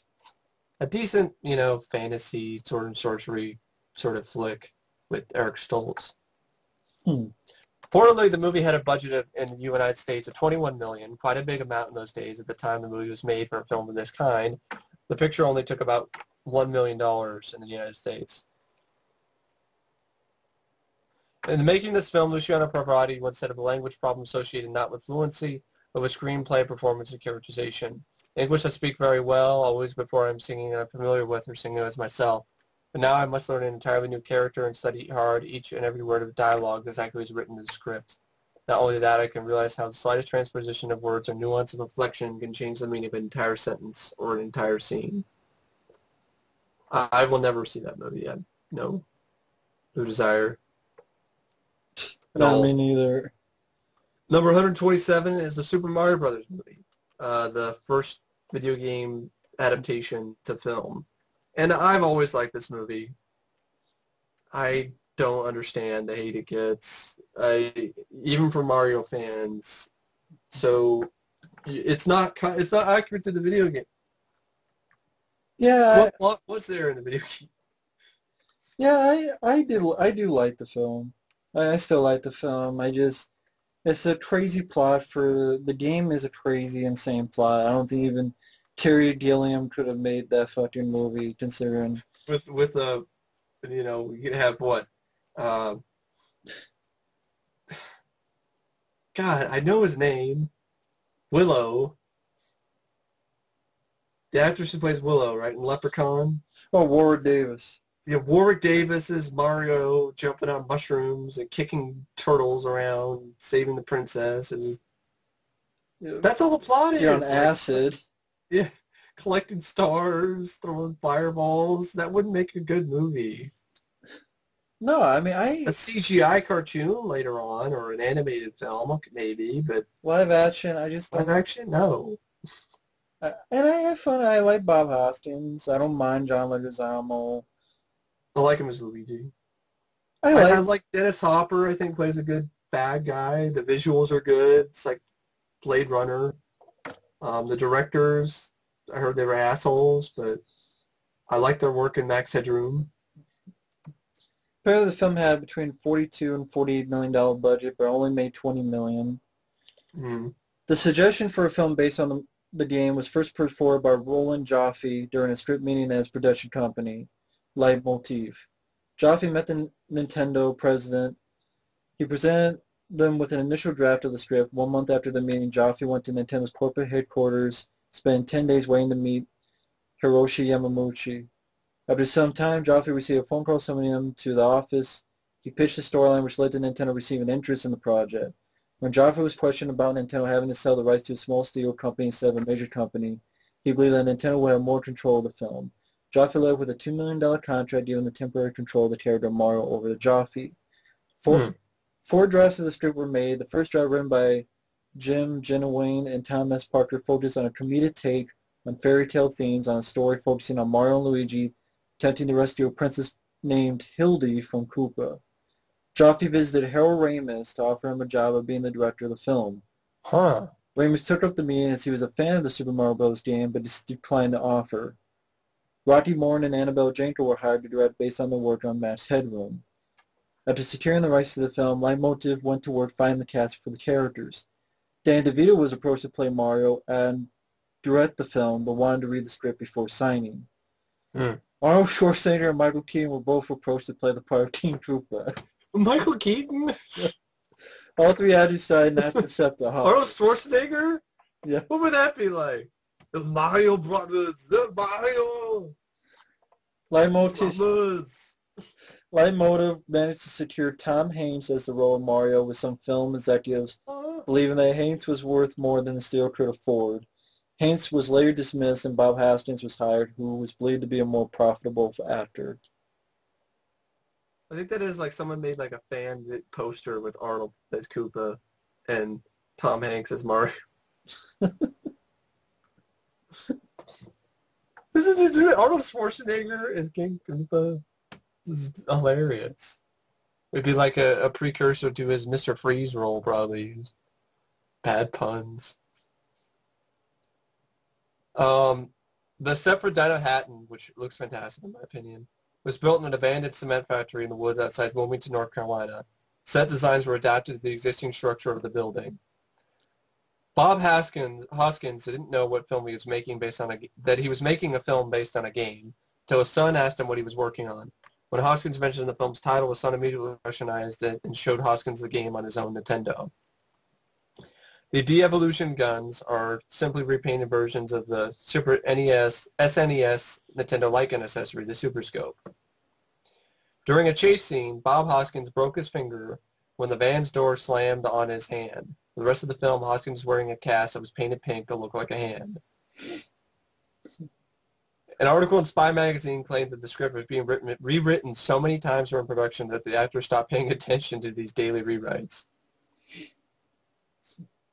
Bob Hoskins is quite unhappy with this film and his experience working on it. In an August 2007 interview, he proclaimed Super Mario Bros. As the worst thing he ever did.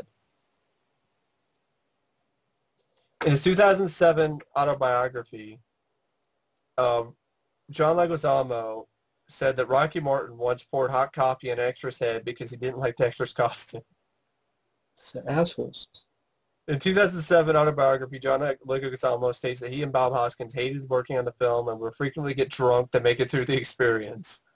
Both men apparently knew the movie would turn out bad, so they simply tried to make the best of it. He also stated he felt one of the biggest reasons the movie turned out the way it did was because directors wanted a more adult movie, while the studio, considering the source material, was looking for a children's film. What do you think? Should it have been more of a kid's film, more of an adult film? I think what makes it what makes it good, in my opinion, is the darker sort of weird aspect of the film, for me personally. Yeah. The film has gotten a cult following. It has a website. There are people working on making a comic sequel. It had John Leguizamo himself even did an interview introducing the film because it was being shown again in theaters. So why he hates it so much? Why is he doing it? I guess he doesn't hate it that much. It was sort of thing he did in the... I just think it's weird. Kevin Costner turned down the offer to play King Koopa as well. I guess John Leguizamo actually broke one of Bob Hoskins' fingers during the Mario van stunt. And according to Leguizamo, when it happened, Bob started cussing profusely and incoherently. Of course! Dustin Hoffman expressed interest in the role of Mario because his children were fans of the game. Dustin Hoffman. Bruno Kirby as Mario? He looks like Mario. Yeah. Deserved by many video game enthusiasts to be among, if not the worst movie adaptation of a game ever made. Really?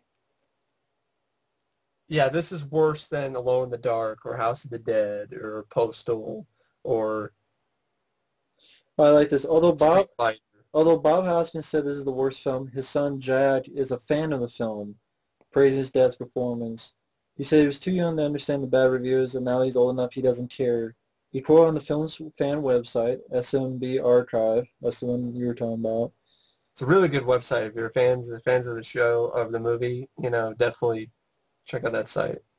If there's anyone reading this, please understand that it's no one's intention to ruin the classes. One last thing. If you remember your past enjoyments, then it will definitely keep your childhood memories alive and safely locked in your head forever. It's better than fucking Double Dragon.